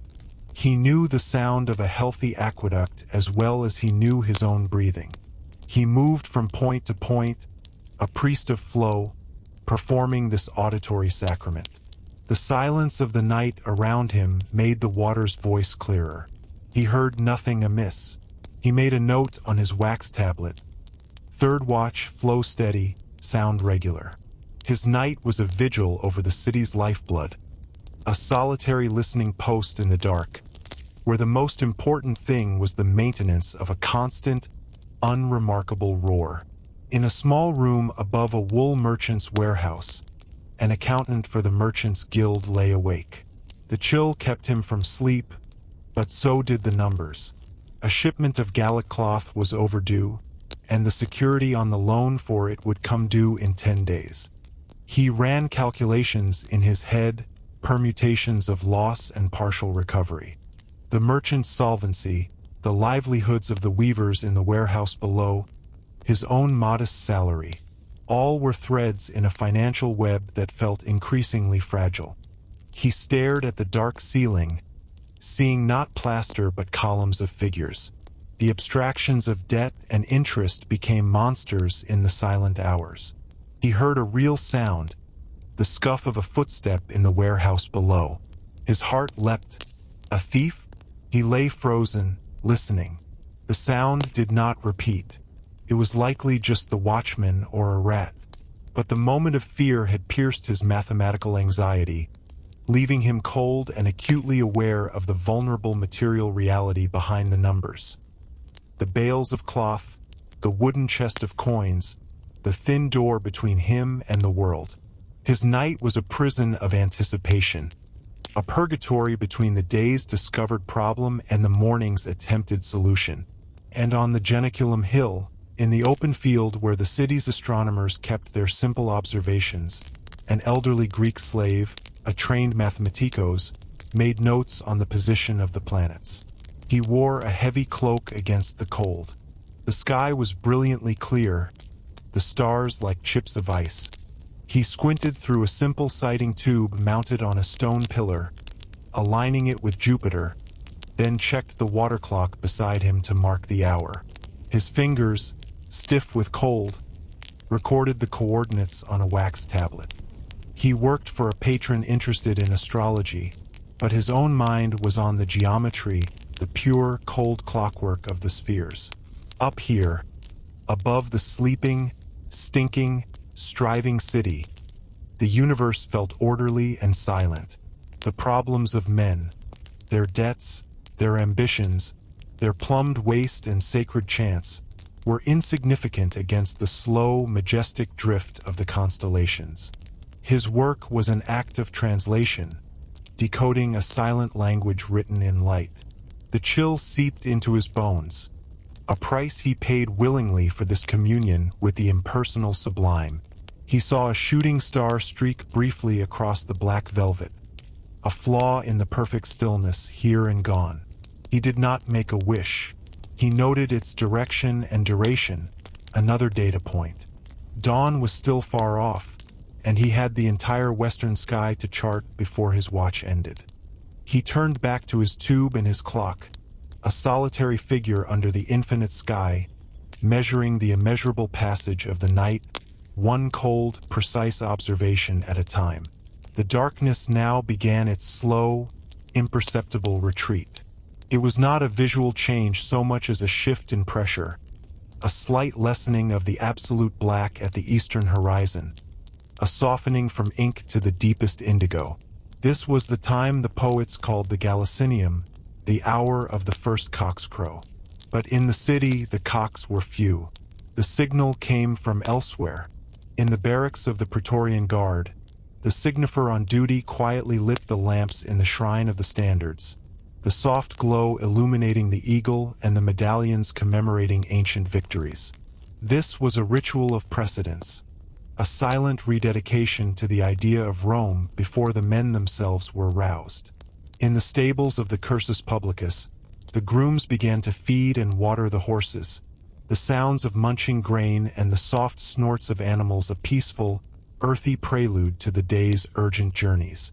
In the deepest basement of the Capitoline Hill, in the tabularium where the state archives were kept, a mouse gnawed quietly at the edge of a parchment scroll, destroying, letter by letter, the record of a tax assessment from the reign of Trajan.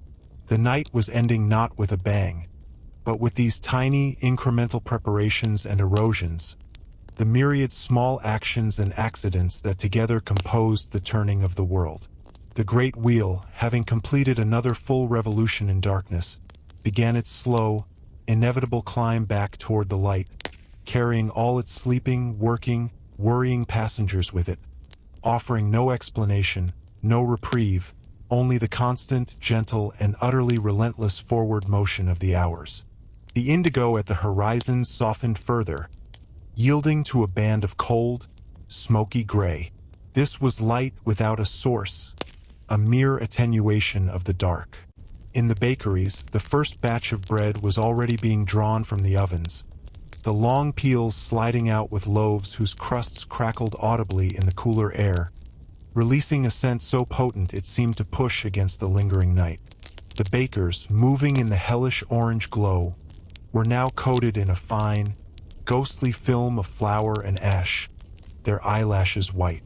The heat had baked the fatigue into their muscles, making their movements stiff yet automatic. One man paused to drink, his throat working as he swallowed, his eyes staring at nothing, seeing only the next batch of dough waiting to be shaped. The transition from night to day for them was not a change of light, but a change of texture in the air they breathed, from the cool emptiness of the pre-dawn to the flour-dusted, heat-warped atmosphere of their perpetual summer. In the domus of a senator who prided himself on old-fashioned discipline, the master was already awake. He stood in his Spartan bedchamber, performing a series of calisthenics, bending, stretching, lifting small weights, his breath pluming in the chill air. A single slave stood by, holding a towel and a simple tunic. The senator believed in subjecting the body to rigor to strengthen the mind for the day's political battles. The exercises were a private ritual of control, a reassertion of will over flesh before donning the constricting, performative folds of the toga. He did not speak. The only sounds were the scuff of his bare feet on the floor, the hiss of his breath, the occasional clink of the weights. His mind was clearing itself, preparing its arguments, anticipating the maneuvers of his rivals in the curia. The dawn for him was a tactical space, a quiet interlude to marshal his forces before entering the noisy arena of public life. The gray light creeping through his window was not a promise, but a signal to begin the day's campaign. Down by the river, the night fishermen were coming in, their small boats gliding like shadows toward the wharves. Their catch, mostly small silver fish and eels, lay glistening in the bottoms of the boats. They moved slowly, their bodies stiff from hours of cold and stillness. One man rubbed his hands together, trying to coax feeling back into his fingers. They did not speak of the night's work, only of the prices they might get. Their conversation was a sparse exchange of grunts and numbers. They tied up their boats with stiff, practiced knots, then began to unload their catch into baskets, the fish making a wet, slapping sound. The smell here was clean and sharp. Cold water, wet hemp, and the briny, metallic odor of the fish. Their night was over, their day's labor already complete as the cities began.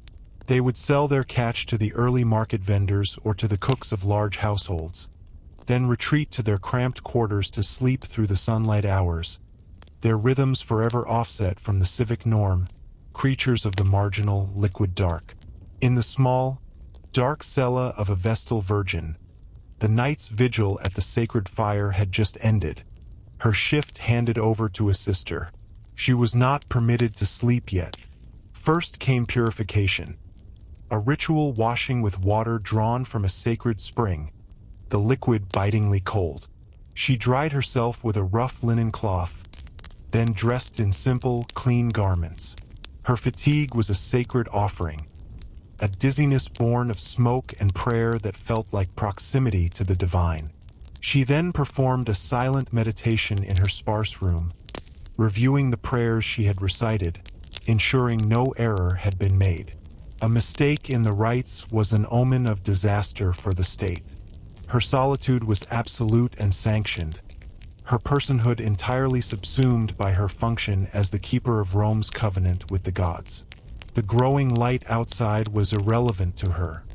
Her time was measured by the eternal flame and the rotation of her order. She would sleep now, but lightly, her rest a sacred recharge for the next period of watchfulness, a link in an unbroken chain of female attention stretching back centuries. At the city's main cattle market, the Forum Boreum, the gates were being opened for the day's business. Drovers who had spent the night with their herds in fields outside the walls now began to move the animals, oxen, sheep, a few squealing pigs, into the penned areas.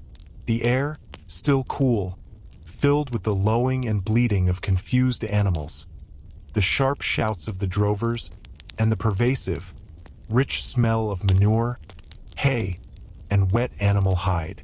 The beasts stamped, their hooves churning the muddy ground into a foul slurry. Buyers, butchers, and sacrificial priests moved among them, assessing weight, checking for lameness, looking for the unblemished specimens required for the altars. It was commerce at its most primal and unadorned.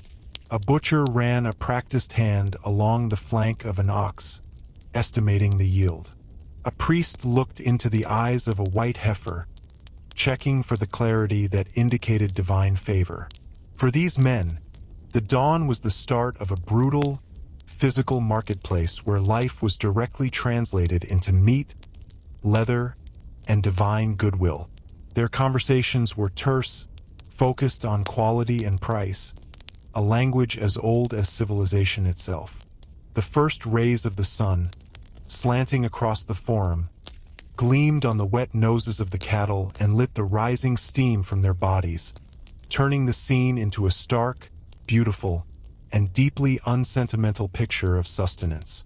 In a rented upper room near the Temple of Peace, a Greek copyist was already at work. He was ill, a persistent cough rattling in his chest, but he had a commission to finish, a copy of Lucretius's De Rerum Natura for a philosophical equestrian. He worked by the light of a cheap lamp, its smoke adding to the tightness in his lungs. His hand, though, was steady. He dipped his reed pen, wiped the excess ink, and began to form the letters, his script a neat, functional bookhand. The words he copied spoke of atoms and void, of the soul's mortality, of freedom from the fear of gods. As he wrote, Tantum religio potuit suadere malorum, so great the evils to which religion could persuade. A fit of coughing overcame him. He turned his head away from the parchment, his body shaking. When it passed, he carefully blotted a tiny speck of spittle that had landed near the margin. The irony was not lost on him, but it did not amuse him. It was simply another condition of his existence, transcribing arguments for liberation while bound by poverty, illness, and the need for lamp oil. His dawn was the gray light that slowly rendered his own lamp superfluous, a reminder that time was passing and the scroll must be completed. He worked on, the sound of his pen a soft, persistent scratch against the immense, silent arguments of the material world he meticulously reproduced. And on the city walls, the sentry who had watched the sunset now watched the sunrise. The process was the reverse. The deep blue of the east thinning to pale azure, then warming at the very horizon to a delicate, rosy gold. The city below began as a pattern of dark blocks and voids, gradually acquiring depth and detail as the light grew. First, the highest temple pediments caught the light, then the rooftops, then the streets themselves emerged from shadow. The sounds, too, began to reassemble themselves. The first cart, a door slamming, a baby's cry, stitching the auditory fabric of the day back together. The sentry's relief arrived, a mumbled exchange in the cold air. The night sentry nodded, his face gray with fatigue, and descended the steep stairs inside the wall, his duty done. The new man took his place, squinting into the rising sun, his body still warmed by sleep. For him, the day was beginning. For the man going off duty, it was ending. They passed each other on the stair, two gears in the shift mechanism of the Empire's perpetual watch. The sun finally cleared the horizon, a solid, brilliant disk, its light no longer gentle but assertive, flooding the world with unambiguous clarity. The city lay revealed once more in all its sprawling, complicated, weary glory. The cycle was complete. The night's hidden labors, the baker's heat, the fisherman's chill, the vestal's prayer, the copyist's cough, the accountant's worry, the astronomer's measure, were now absorbed into the day's bustling narrative. They would not be celebrated, but they had been essential. And as the sun climbed, warming the stones and stirring the air, the great machine engaged fully, its momentum gathering, carrying the million tiny lives within it forward into another iteration of light and labor. An endless, wheel-like progress that demanded everything and promised only the chance to do it all again when the light once more failed. The sentry on the wall shifted his weight, his shadow now a small, dark puddle at his feet, and settled in for the long watch ahead. The sun's full emergence was a threshold crossed. The tentative, painterly light hardened into a uniform, factual glare that left no room for mystery. Shadows, so long and dramatic at dawn, now shrank to tight, dark pools around the feet of statues and the bases of columns, as if the world were drawing itself inward under the scrutiny of the day. In the fuller's district, the vats no longer steamed.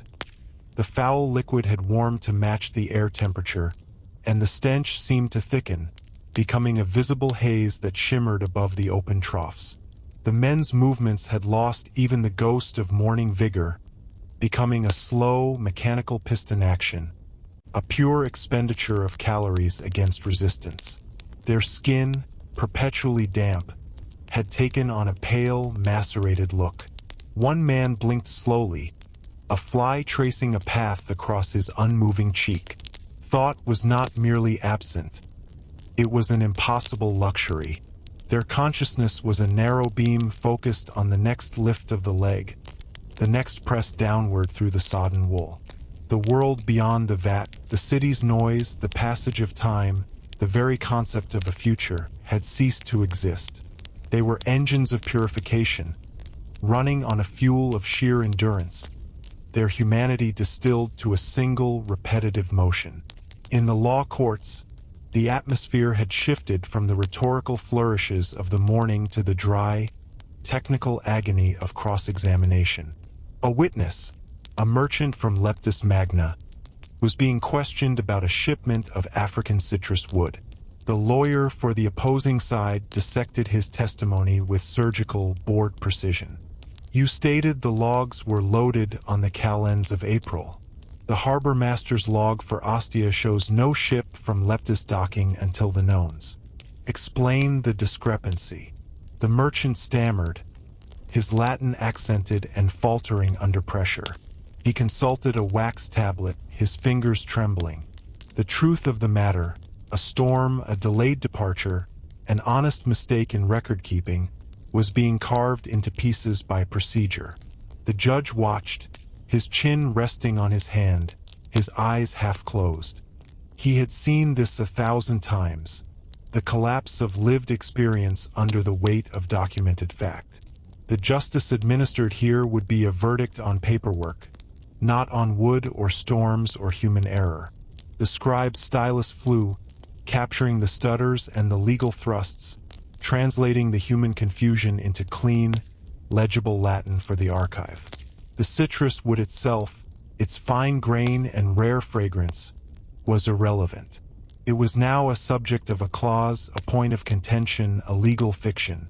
Meanwhile, in the warehouse district, the rhythm was one of storage, not retrieval. A shipment of delicate glassware from Sidon was being unpacked with infinite care. The workers, unlike the stevedores of the dawn, moved with a hushed, deliberate slowness. Each wrapped vessel was lifted from its bed of straw as if it were a bird's egg, inspected for cracks under the light from a high window, then carried on open palms to a shelf lined with soft cloth. The silence was profound, broken only by the rustle of packing material and the occasional, soft intake of breath when a piece was particularly fine. The foreman watched, not with a tally sheet, but with a connoisseur's eye. A single broken piece represented a catastrophic loss of value. Here, labor was not about mass or speed, but about the conservation of fragile beauty, about the safe translation of artistry from one continent to another. The men's movements were a kind of negative exertion, a holding back of force, a mastery of restraint. Their fatigue was one of sustained tension, a psychic ache from constantly guarding against accident. In the public libraries, the morning's quiet was being eroded by the soft, collective friction of scholarship. Readers unrolled scrolls at long tables, the parchment making a dry, whispering sound. A student mumbled a Greek verb conjugation under his breath. An older man, a retired grammarian, made notes in the margin of a text with a tiny, critical script, his lips pursed in disapproval. The air smelled of papyrus, glue, and the faint, sour scent of unwashed tunics worn by poor students. Light streamed in from high windows, illuminating swirling galaxies of dust. This was the factory of memory, where the past was preserved, categorized, and argued over. For the readers, the bustling city outside was an irrelevance. Their battles were textual, their victories a corrected emendation, their defeats a gap in the manuscript. A slave, the Capsarius, moved silently along the shelves, replacing returned scrolls in their labeled pigeonholes, his fingers knowing the location by touch. His work maintained the order that made the intellectual chaos possible. For him, the words were meaningless shapes. His world was the system of cylinders and tags, a physical catalog of other men's thoughts. At the gladiatorial school, the afternoon drill was entering its most brutal phase, sparring with blunted but heavy weapons. The lanista moved among the paired fighters, his voice a low growl of correction. "Lower your shield. You're exposing your leg." Again. The smack of wood on wood was a solid, heart-stopping sound. The men, already exhausted from hours of conditioning, now had to think, to anticipate, to feint and parry while their muscles screamed for mercy. Their breath came in ragged gasps. Their eyes locked not on a man's face but on the telltale shift of a shoulder, the angle of a foot. Pain was a constant companion. A bruise from a poorly blocked strike, a twisted ankle from a misstep in the sand. The lanista cared not for pain, only for correction. A fighter who learned through pain was a fighter who would survive.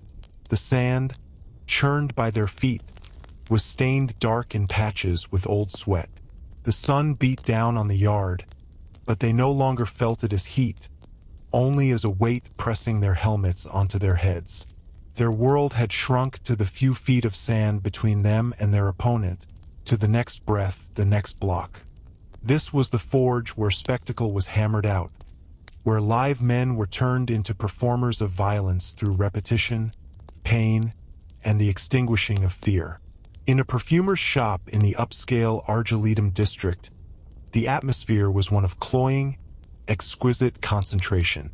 The perfumer, a freedman from Syria, worked in a small back room, blending oils and essences on a marble slab. The air was thick with competing scents: rose, saffron, myrrh, a bitter hint of galbanum. He used a delicate glass rod to transfer a single drop of spikenard oil into a base of pressed almond oil, then stirred with a slow, circular motion.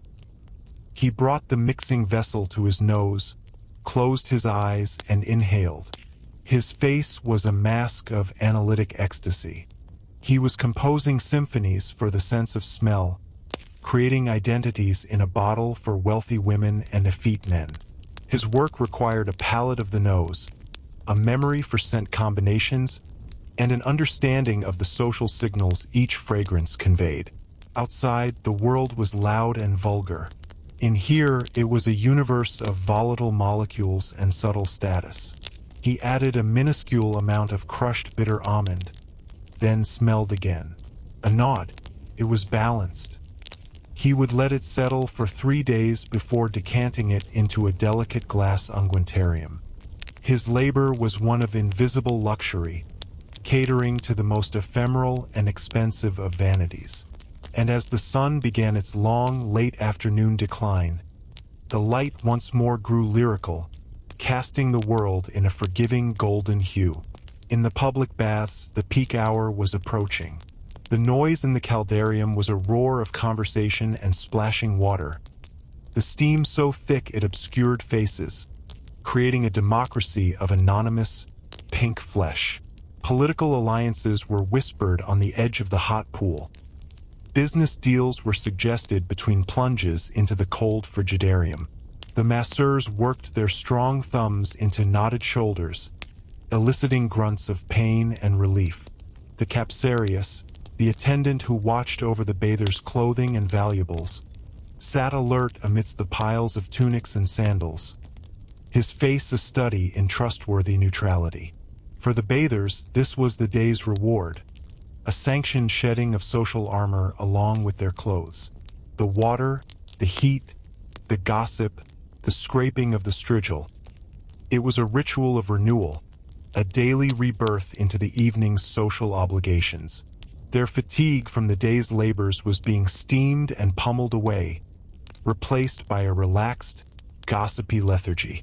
They were not citizens here, but bodies, enjoying the empire's greatest gift to itself, engineered comfort. On the outskirts, where the city frayed into vegetable plots and paupers' graves, an old woman gathered kindling in the fading light. Her back was bent from decades of such gathering.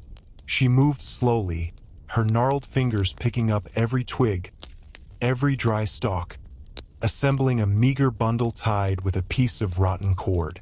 The sunset painted the sky in glorious, irrelevant colors behind her. She did not look up. Her focus was on the ground, on the next piece of fuel that would allow her to heat a pot of water for her evening gruel. The grand narratives of the city, its laws, its commerce, its perfumes and philosophies, meant nothing to her. Her world was defined by the circumference she could walk in a day, by the ache in her joints, by the emptiness in her belly, and by the small, critical task of finding enough dry material to transform into a flicker of warmth in the coming dark. She was the absolute baseline of human need, a reminder that all the glory and complexity of Rome rested on a foundation of simple, unmet hunger and the relentless search for the next day's fuel. The light faded from gold to violet. She straightened with a soft groan, hefted her pathetic bundle, and began the slow walk back to her hovel, a tiny, moving silhouette against the vast, dying sky.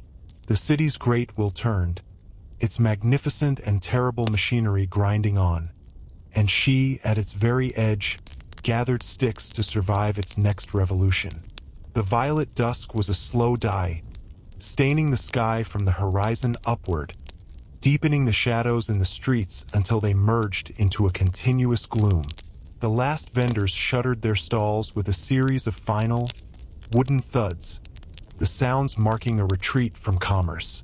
In the taverns, the lamps were now the primary source of light, casting a warm, wobbly glow that made faces seem softer, conversations more confessional. The dice games grew louder, the players more invested as the wine sank in the jugs. A man in the corner, having lost his last stared blankly at the wall, the reality of tomorrow's hunger beginning to pierce the pleasant fog of the game. The tavern keeper, A bulky man with forearms like hams wiped the counter with a damp cloth, his eyes missing nothing. He was calculating the night's take, the amount of wine left in the amphory, the likelihood of a fight. His establishment was a controlled ecosystem of release, and his vigilance was the predator that kept the peace. The smells here, sour wine, frying onions, sweat, and the smoky tallow of the lamps, were the perfume of the end of the day, a scent of exhaustion seeking solace. In the apartments, the evening routines were reaching their quiet conclusion. A mother sang a low, tuneless lullaby to a child resisting sleep, her voice a weary murmur against the child's fussing. The song was not for joy, but for propulsion, a gentle force to push the small, stubborn consciousness over the edge into dreams.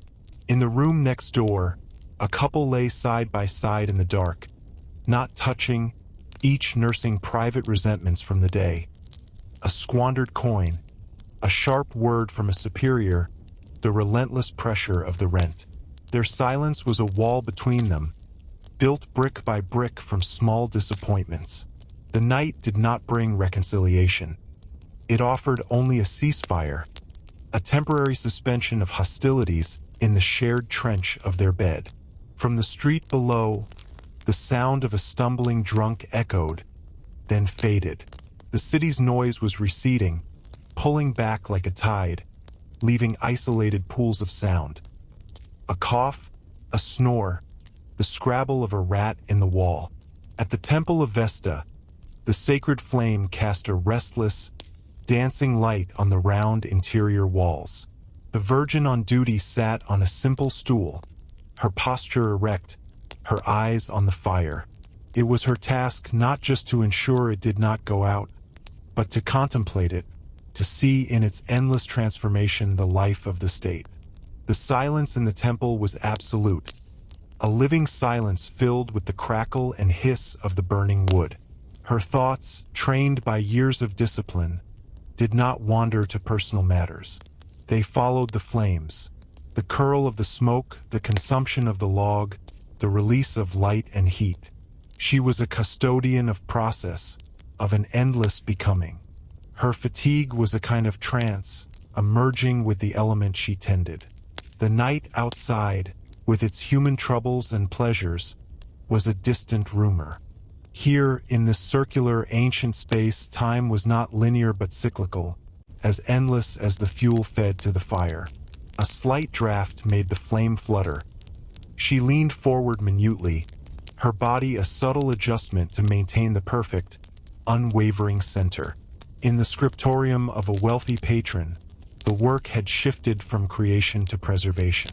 The librarian, an elderly slave with poor eyesight, was inspecting the scrolls that had been used during the day. He ran a soft, clean cloth over the parchment, smoothing away any dust or ash. He checked the rollers for cracks, the tags for legibility. His movements were reverent, slow. He could not read the Greek and Latin that flowed across the surfaces he tended, but he understood their value as objects. A tear in the papyrus was a tragedy, a wormhole, a defeat.